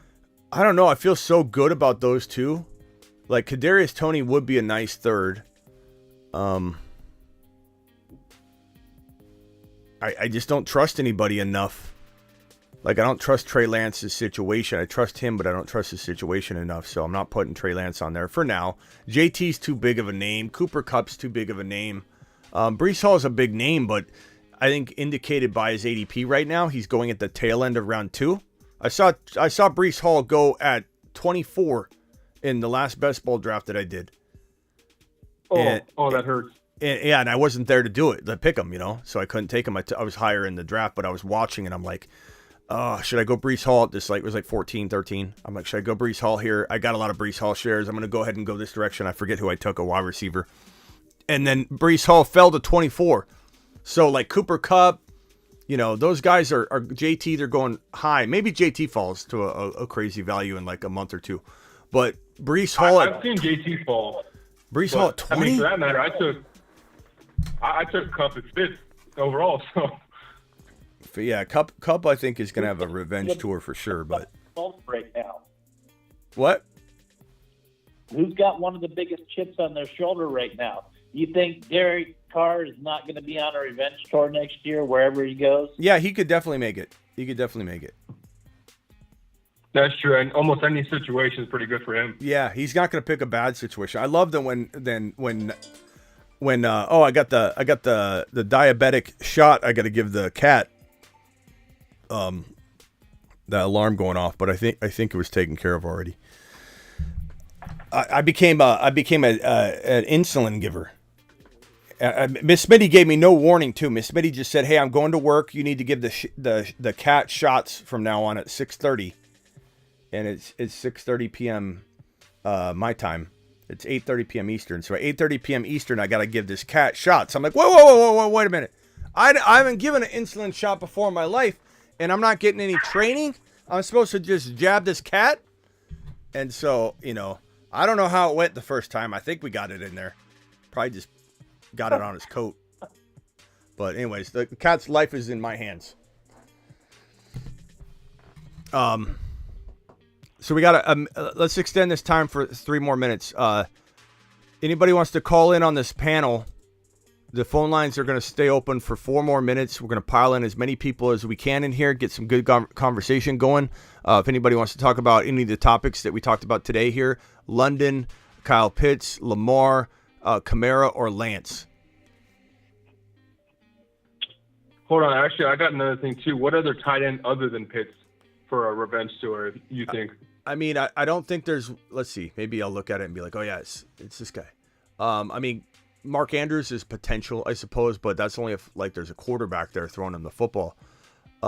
Schultz has a little bit of that, but he kind of bounced back, but you could say that he busted in a big way and he's going to have a revenge tour. But I don't know if I feel like it's going to be to the point where we're going to be like, yeah, he earned it. Like I think Breece Hall and Kyle Pitts are going to be like, those are the best 2 revenge tour picks we could have made, and we're going to be celebrating them. I think Ron's right. Derek Carr could be at that caliber. Even someone like what about Khalil Herbert could be a revenge tour guy because we had him hyped so big. Kind of got an opportunity and then it fell away from him. Like he could be a revenge tour guy. Eberflus loved him too, the way he was running at the end and before he got injured. He was loving him. We could almost talk ourselves into Pollard because Pollard did break his fibula and he didn't quite get unleashed. He kept getting suppressed by the Dallas coaching staff and situation. You could easily make an argument that Pollard's going to have a revenge tour, right? Yeah. I know I have a few Dallas fans that were pissed off that he just got injured and they don't want to draft him because of that. I mean, Ron, what do you think? A good enough revenge tour candidate? I think fine doing it up until his injury, and the fact that especially I think he made his case for them to be able to move on from Zeke. So I think he's not really revenge. He's earned his spot already. Yeah, but doesn't he feel like, I know I'm trying to force it, but doesn't he feel like he didn't get his shot? Like I felt like they kept going to Zeke too much. I don't think he got a chance to really do what he's capable of doing. We saw him play pretty well for sure, and he had a couple monster games, but he did feel very held back at the end of the year, and then he had the broken injury. He had the broken fibula, and you have people doubting him, like, oh, he has the broken fibula. How is he going to come back? Zeke's returning on a restructure probably, right? I think that's pretty good revenge tour setup, but I don't know. What's the chat think? Does everybody think that Tony Pollard is revenge tour? Is his story conducive with the revenge tour narrative? Calvin Ridley, that's a good one. I don't know if I want to put him on there myself, but it's a really good name for a potential revenge tour player if you believe in him. I don't know. I'm a little bit I'm excited about him, but I'm also a little cautious about him. Yeah, Calvin Ridley needs a revenge tour to hit the parlay this time. Maybe he does. Maybe he put. If I heard Calvin Ridley went to Vegas like the day before Week 1 started, I'm banking on him because he's going to go out there and destroy. I think ETN would be a good choice because remember everybody was down on him. He went those several weeks where he was just not getting it done. Who? Mooney. Yeah. ETN is. I mean, he had such a good year though. Everybody was down him. Remember, should I get rid of ETN? Should I get rid of ETN? I mean, he had his. He was Revenge Tour 2022. He was the top one. For several weeks. I wish we had done. There's one I know everyone hates right now. Is Mooney. Yeah, but is he big enough? I don't know. Well, no, that's why though. I mean, if they get another piece, I do like him. Chicago goes spend big. I mean, that's going to open up him because. I mean, I had to sit there and watch every single one of those losses, and they just kept covering him because there was no one else on the field that could catch. I do like him, If they get another piece and they get offensive line, I mean, he could have another 1,000-yard season, and everyone just slept on him. Russell Wilson, that's a good name. I don't want to put him there. Dobbins, it's a good name, but I don't want to put him on the list. But they're I can tell I can acknowledge they're good candidates for it for sure. Swift would be, but I'm not going to put him on there, even though I can acknowledge that it's a good candidate. Pittman, I could acknowledge it's a good candidate. Kadarius Toney feels like it because he's been. We haven't put him anywhere, and I do want to put him somewhere. I just don't know if I want to put him on the Moon Man list, but like Revenge Tour, like he's got a lot to prove, and he's been disappointing, and he's busted, continuously. So it's a pretty good one. Vampy, I don't know. I mean, this is a good name. I agree. It's a really good, interesting name, but I don't believe in him. Mike Thomas. I don't. Is he a satellite man then? Mike Thomas. I'm going to make a bold. Oh, he's joking. I'm going to make a bold prediction. Mm-hmm.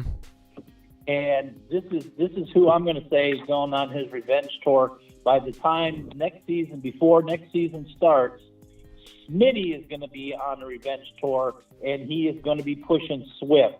That's what I say. That's my prediction. Smitty's going to be on a revenge tour with Swift before next season starts. What, I get silence over that?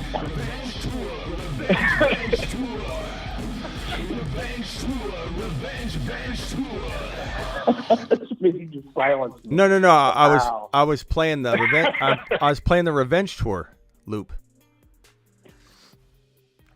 I had to mute. I was waiting for Smitty to respond, but he never did. No, because I have to mute Yeah, you. no. I have to mute you guys when I play a scene and you guys keep talking. I have to mute you because you don't know I'm playing the scene. So it's like revenge tour, and then Ron's like, "What do you think about tomorrow's game?" No, I didn't say. You didn't hear a word I said? Yeah, I did. I'm saying when you said that, I had pushed the revenge tour button for you because you said Smitty's going on a revenge tour, and then I hit the button and I muted you. Okay, Matt's laughing because Swifty is dead to Swaggy. He says. Kyle says, "Is that revenge song from Rock Out?" I appreciate that compliment, but it's all me, baby. Jerry Judy revenge tour, probably not. Probably not. I'm probably staying away from Denver. I think Russell Wilson could potentially be a little better than we expect and bounce back. Just watching him in that accuracy contest, I know that's not football, but like you get reminded that Russell Wilson does have a lot of skill. It's just he's kind of a head case right now. It kind of reminds me of I think I think a lot about Post Malone and Russell Wilson, and feel they're very similar. Have you guys seen Post Malone lately? Yeah. He's a little off his rocker right now. I put a Instagram story up where Post Malone literally he's out singing on stage and he grabs the mic and he takes his nose and he holds the mic down on the stage and he takes his hands away and he starts singing like half of the song like he's on something. And he puts the mic on the ground and he sings on the ground to the mic. Like this guy reminds me of Russell Wilson right now. They're both out there right now. They're both completely out there. Their pregame stuff is crazy. Their antics during huddles and when crowds are involved are just weird. Posty and Russell Wilson are on the same stuff. Debo's. No, I think if Russell Wilson gets 3 more rushes, I think he'll be good then. Geno runs the revenge tour. Geno Smith runs the revenge tour. Posty on the revenge tour. We could put Post Malone on it. Does Debo qualify? Debo qualifies. Hold on. There's Niner Rick on the line. Niner Rick, or actually Ron Navy. What's your question? And then Niner Rick. Well, out of these teams, which team do you think will be on the biggest revenge tour? The Niners, Cincinnati Bengals, or Buffalo Bills? Well, the Bengals and Niners made it really far, so I think Buffalo qualifies more, and I think that Josh Allen's got a lot more hate than either of those two teams or the players on those two teams have. Everyone's kind of dropping Josh Allen out of the top 4 top 3 quarterbacks now. He's quarterback 4. He's not, no one's even mentioning his name when you talk about Mahomes. It's all Mahomes now. Look. I was so high on Mahomes walking into his rookie year. I love Mahomes. No one's going to be able to tell me Mahomes is good. I understand that. When it comes to fantasy, though, it's a little different. There's rotations that are going to happen. Josh Allen will be QB1 at some point in the next 5 years. Joe Burrow will be QB1 some point in the next 5 years. Mahomes will be QB1 in the next 5 years. And Jalen Hurts will be. And we'll probably have somebody else like Lamar or Fields jump in as well 1 year or be top 2 or 3 or bump one of these guys out. But the fact that people are starting to reference Josh Allen as no, he's not gonna ever. He showed his true colors. He's that's crazy. There's way more revenge tour feel going on in Buffalo, and I think Buffalo is going to win a Super Bowl in the next 5 years.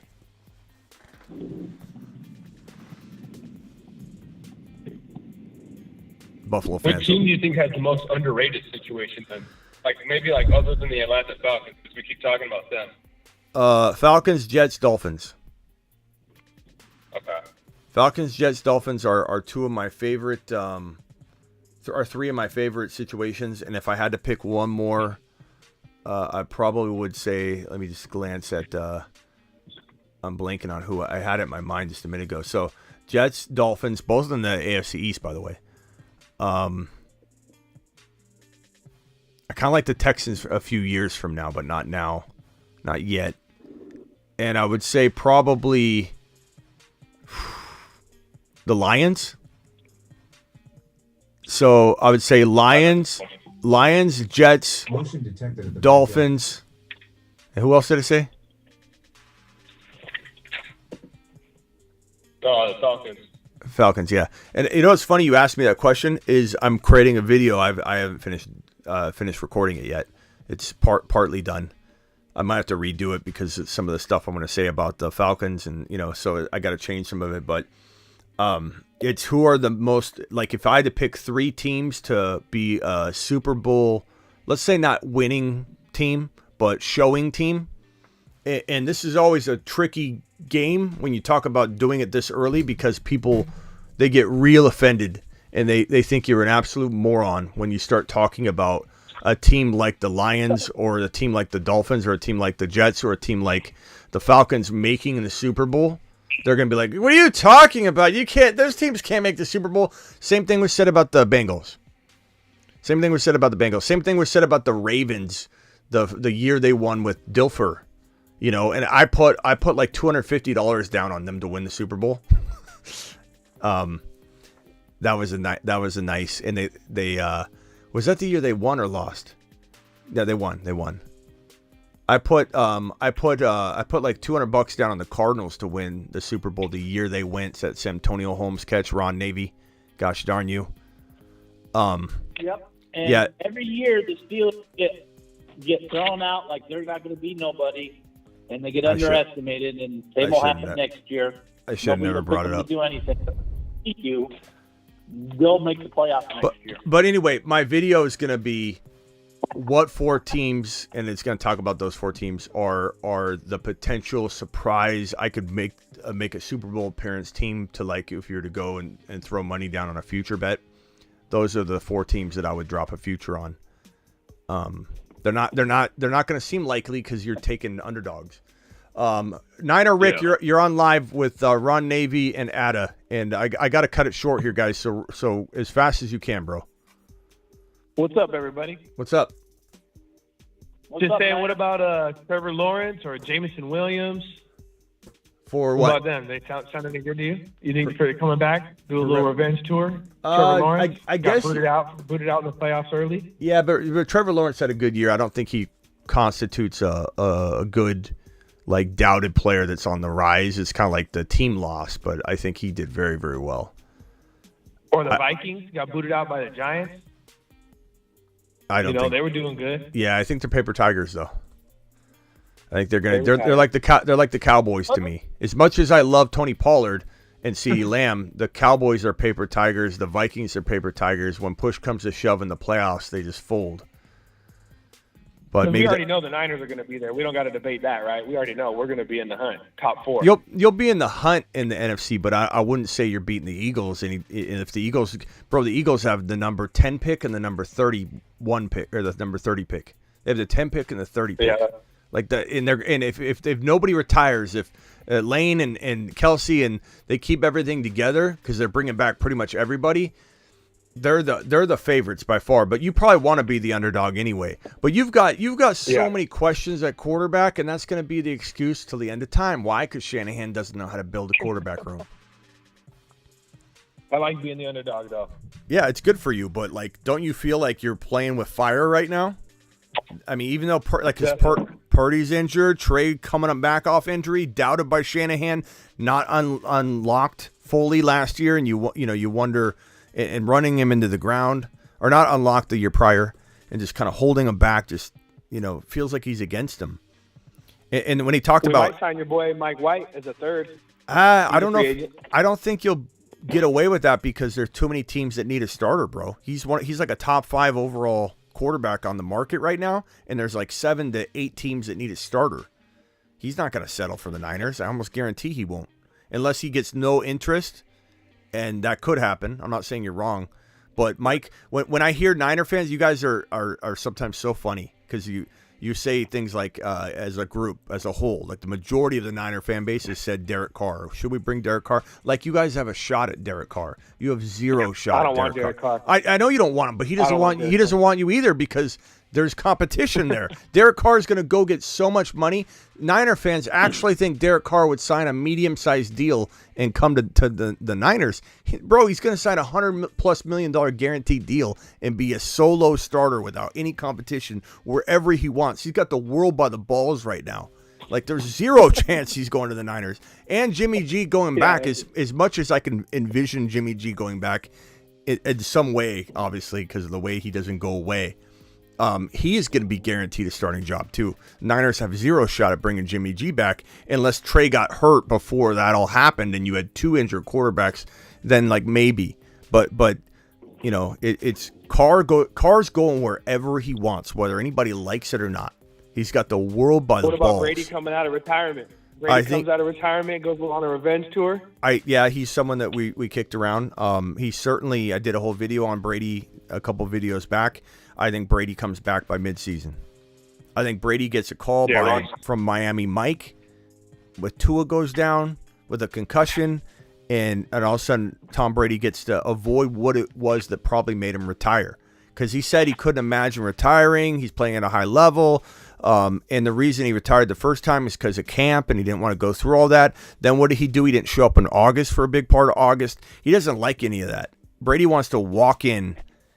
And the fact that he hasn't signed a dummy contract with the Bucs to allow the Bucs to spread out the $40 million hit that Brady's going to take by not signing a deal with them, and the fact that he's going to wait till, I think if he waits till March 15, then Brady will be able, he'll be, obviously be a free agent and all that. If he decides to come back, he can come back and do whatever he wants. And I have a feeling he would go. To be honest, I hope Jimmy G goes to the Raiders. He could. The Raiders screwed the pooch, and they don't end up getting Aaron Rodgers or convincing the Packers and giving up more than they need to give up to get it done. Lamar, Ron even said, and I agree, that Jimmy G to the Raiders sounds like a disaster waiting to happen. That seems fitting for the Raiders. The way they treated Derek Carr, the way they viewed Derek Carr, wouldn't shock me at all if they thought Jimmy G was the answer. It wouldn't shock me at all if the Raiders believed that Jimmy G's going to turn Davante Adams into a 1,400-yard, 12-14 touchdown wide receiver. Say goodbye to Davante Adams if Jimmy G lands in Las Vegas. It's funny we don't talk about it enough. As much as I talk about the quarterback movement stuff, it's amazing I don't talk about this enough. But there's a player in no, I haven't said it yet. There's a player in fantasy football that is teeter-tottering on disaster and greatness, and that's Davante Adams. Like, we don't talk about Davante Adams enough. There's such a big risk level tied to Davante Adams' value in Dynasty right now. In redraft, we can react to it, right, and adapt. But in best ball and Dynasty, we're not even talking about it. And this conversation is making me think about it more. Davante Adams with Jimmy G falls off the face of the earth. Davante Adams with Aaron Rodgers is a top 4 wide receiver. Some would say number 1. So it's like Davante Adams is the one we're worried about more than any player in fantasy football in relation to this quarterback movement carousel we're talking about every day. And we don't even discuss it. Like, do you sell Adams right now? Do you get out of Adams? I hate saying that because Derek Lincoln, I think, just drafted Adams. But it could work out for you, Derek, if you're watching. Put your earmuffs on. Damn, I drafted him too. Yeah, until we know. But if Aaron Rodgers ends up going back to Green Bay after this darkness retreat, or he retires, I don't know what the Raiders are going to swing big for Lamar, but I don't think Lamar is even looking in their direction. I don't know. Maybe he is. Yeah, I don't think so either. I don't think he knows who. I think it just makes sense because Jimmy worked with Josh McDaniels for all those years over in New England. And, well, it does make sense, and who might be good friends. Like, I mean, McDaniels will have somebody to eat lunch with. in the cafeteria. I mean, you're right. There is a connection there. It doesn't mean it translates to football. I mainly want it because my friends have been talking about Jimmy this, Jimmy that on the Niners. Jimmy sucks, this and that for years, and they're Raider fans, diehard Raider fans. So it would be the best. Like, what's the word I'm looking for? Karma. Irony. Go ahead and.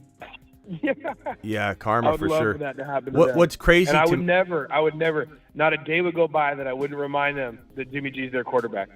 What concerns me right now, if I'm you, is that Deebo Samuel saying things like, Jimmy G. He almost ranked Jimmy G under pressure as the best quarterback out of Brock Purdy, Trey Lance, and Jimmy G when he was questioned really hardcore the other day.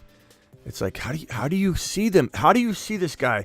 The problem is Deebo had such a good run under Jimmy G, but it wasn't because Jimmy G was good.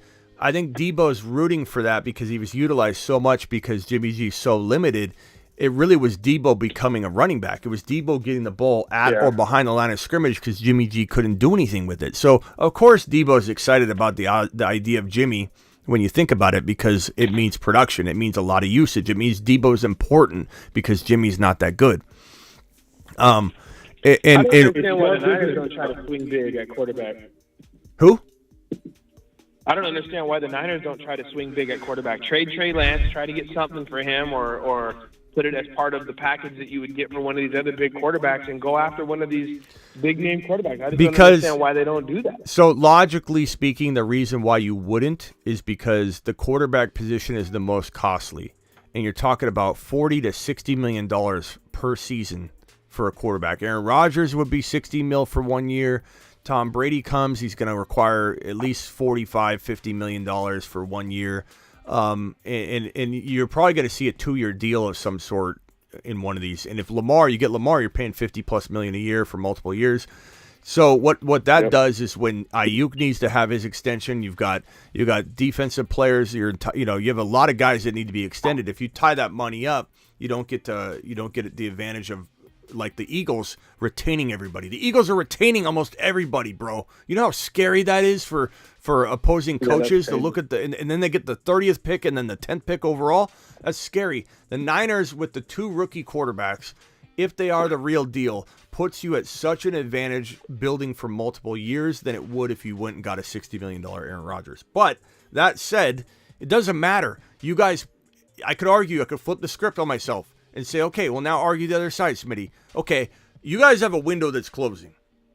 I'm sorry, but you do. You're not going to be this good for 3 years from now, 4 years from now. You were good. You got McCaffrey for 1 more year, and then it's a year-by-year basis for me. Like, I'm even a little worried about McCaffrey. I think he'll play as a top 1 to 5 overall running back per start, but does he start 10 or 12 games versus starting 17? That's my concern for McCaffrey. But I think his skill level will not drop off this year. Injuries might hold him out 4 or 5 games. However, McCaffrey is no lock whatsoever to be good after 1 season. His mileage is through the roof. When he was in Carolina, for the longer time he was there, he was a higher percentage of his team's offense and play calling than any player in the National Football League by a mile. So his usage is crazy. And so you guys have a closing window. Without McCaffrey, the Niners would not have made the playoffs last year. You would not have made the playoffs last year. Everything is tied to McCaffrey. Everything. You're not a Super Bowl contending team without McCaffrey. Now, I'm not trying to rip on the Niners. The Niners are a Super Bowl contending team right this second. I'm giving you that. I'm letting you know. I believe you have a top 5 potential capable team because you have McCaffrey. So why on earth aren't you going out and swinging for an Aaron Rodgers? Why on earth weren't you begging Tom Brady not to retire when he wants to play for the Niners so bad? But he probably was saving face because Shanahan wasn't picking up the phone. John Lynch wasn't picking up the phone. You know this guy wants to come play for you. Purdy's having surgery. You could have easily let Purdy ride the bench and heal his elbow for 1 year, bring in Tom Brady and win a championship, and let this guy consume and absorb everything he could from the best quarterback to ever play the game. But no, Shanahan as a head coach, because he's such a bad coach, good offensive coordinator, bad personnel decision maker, just crapped the bed again. at the quarterback position. So I could argue both points financially in what they're thinking as far as building with Trey and with Purdy, but your window's closing, bro. You have a 1 to 2 year window, probably 1 year window to win a Super Bowl, and Shanahan's going to shit the bed one more time.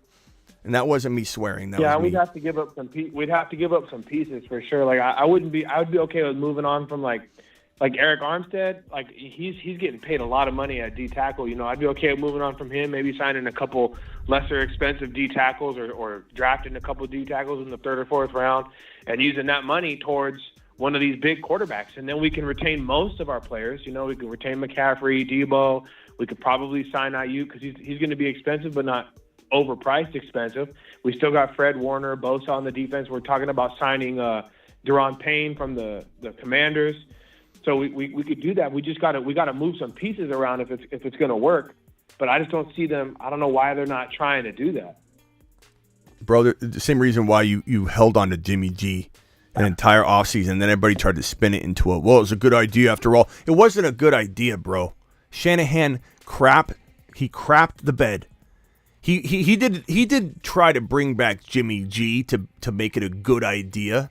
Like he by dumb luck had Jimmy G still on the roster because he botched everything and you ended up needing him. But you needed him because ultimately, in my opinion, you didn't use the Jimmy G value, the $27 million you had tied up in him. You were afraid to cut him, and I think you would have ate like $6 or $7 million that you would have got back due to the injury clause, I believe, or whatever it is, that would have put the money back in your pocket maybe the next season. But you would have got the money back if Jimmy G would have signed with a new team because if he was actually healthy. Shanahan could have used that money, the $27 million. Tied up in Jimmy G in this botched attempt to try and trade him. Like anybody was going to trade for Jimmy G. We said it all offseason. No one's trading for him. No one's trading for him. No one's coming knocking on your door. So he botched by not improving the offensive line enough that maybe got both the quarterbacks hurt. So when people say Shanahan had nothing to do with the injuries, they were fake injuries or they were freak injuries. Sorry. I don't buy it. Yeah, you could argue both sides. I see both points. You know. Yeah. I think we should have cut Jimmy or traded Jimmy. We had a few offers for Jimmy, but they were being greedy. They wanted a 1st-round pick for Jimmy. We weren't getting that. We had a 2nd-round pick on the table, and we had some offers on the table from teams, and they just didn't jump the gun. And I think they should have. I think they should have took the best offer that they could have got, whatever that offer was, got that money off the books. Then we would have had a 2nd and 3rd-round pick this year in the draft.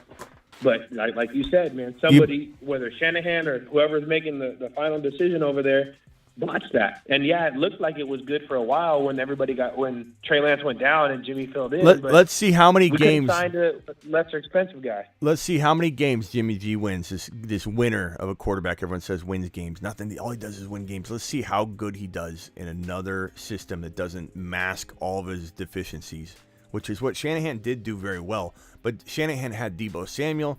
Shanahan had a scheme that was very short, short passes, that wide back rule that was created by Miami, Mike, and Shanahan, I guess.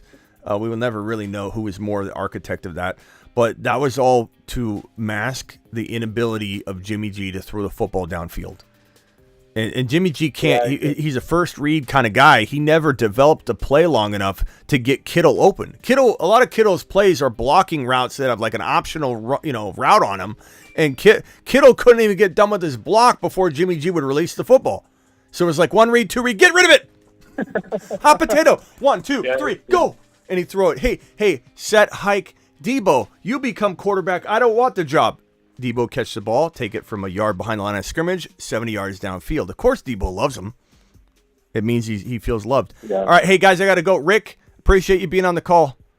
Call back later, appreciate pal. You, all right, later. Ada, 10 seconds. What do you got? Nothing. You pretty much summed it up. Everyone have a good day. See you guys later. Ada boy, Ada. Later. Ron Navy, 20 seconds. You think Gronk retires if Brady comes back?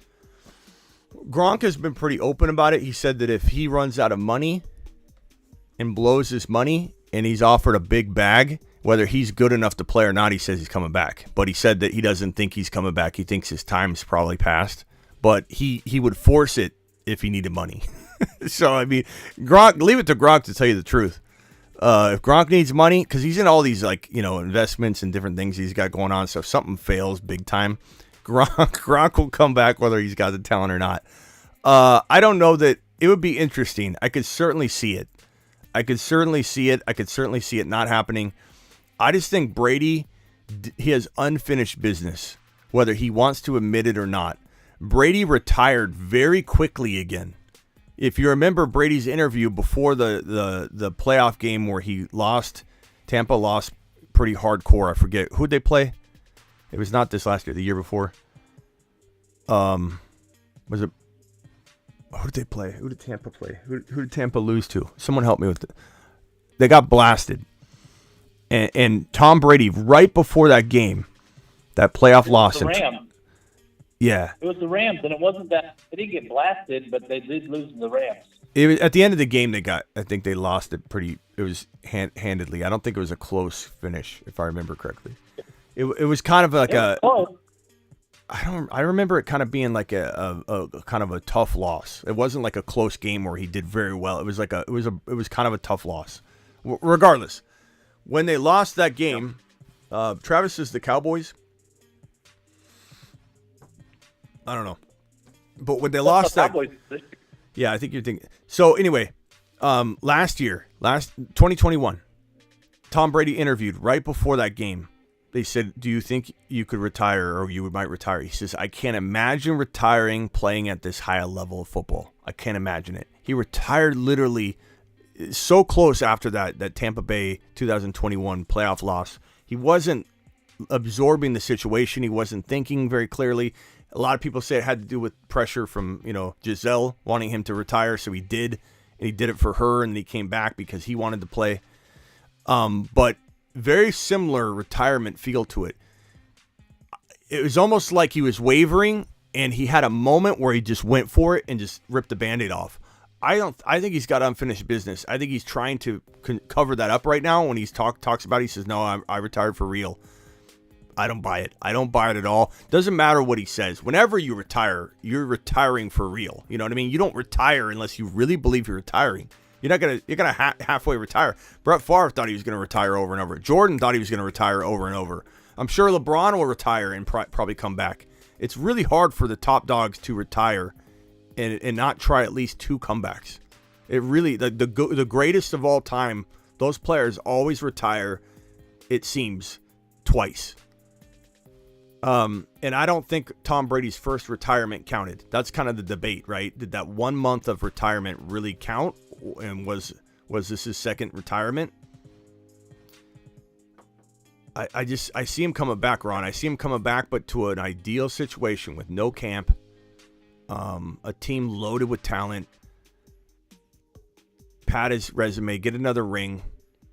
You know, and it'd be amazing too. Like, let's say Miami needed a quarterback, Tua goes down, or the Niners need a quarterback in week 12. I could see it happening. I don't want to see Brady go to the Niners, so. All right, Ron. I'd rather him go to my. Yeah. All right, Ron. Appreciate you, man. I got to jump. Call back. If I go live tonight, call in. I don't know if I will. I'm not planning on it unless there's breaking news. So I'll see you all tomorrow. I'm sure I'll be live. I'll be live or drop a premiere or something tomorrow at some point before the 7 p.m. show. So I'll see you guys twice tomorrow at least. And then the evening show. So probably 3 times tomorrow. Maybe all right, the Steelers will have breaking go live about. Yeah, maybe. Later. All right, later on. All right, guys, appreciate you all. I don't know if I missed any super chats. Let me just look real quick. I think I got them all the way. Ron Navy dropping one. Jake Black, Falcon. Let me see if Falcon ended up asking a question. Falcon, I appreciate your super chat. I don't see a question from you after your super chat, so you're probably just dropping that in support. So I appreciate you dropping that dollar holler, pal. Thank you all for being here. I work for you. I'm live Monday through Friday, 7 p.m. Eastern, every single Monday through Friday at 7 p.m. Eastern. I'm live whenever news breaks. So if news breaks, anything big drops in the NFL, I want you to think of me. Hey, who's talking about this right now? Who's breaking it down? Smitty.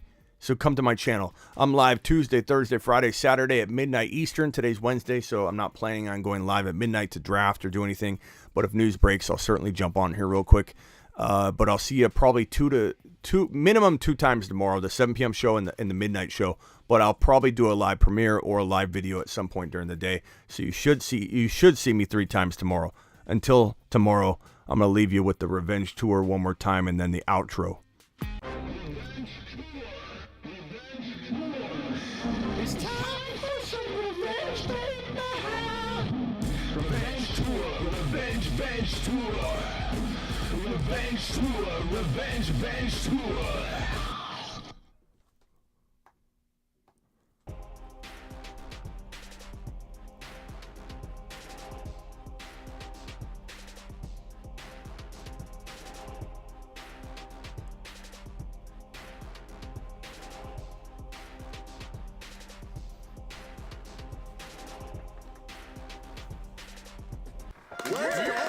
Ron Navy. Ron Navy, appreciate you. $20 holler. Ron says, one day Smitty will have an in-depth discussion about Steelers instead of Niners all the time. Well, my Niner talk, Ron, I didn't mean to get rid of that. My Niner talk is sometimes half negative, half positive. Ron at the buzzer. See you all later. Ron, appreciate you. Appreciate all the super chats. Christian, appreciate you. Mitch in the house. Mitch, appreciate you. Travis Rowe, Swaggy, Thomas, Ada, Ian, Peanut Butter and Waivers, Adam, Hod, Alex, Jimmy, everybody on up. Appreciate you. Matt Slater.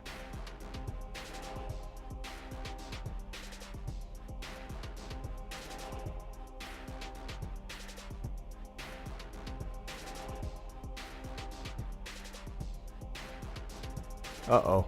Hod poking at Ron Navy. Ron, don't look at the screen. I'll make it small so Ron can't. I'll put it over in the corner so Ron doesn't notice it. Underdog. Promo code Smitty. Get up to $100 bonus match, dollar for dollar. If you deposit $10, they'll give you 10. You deposit $100, they'll give you 100. Promo code Smitty. Underdog Fantasy. Get some.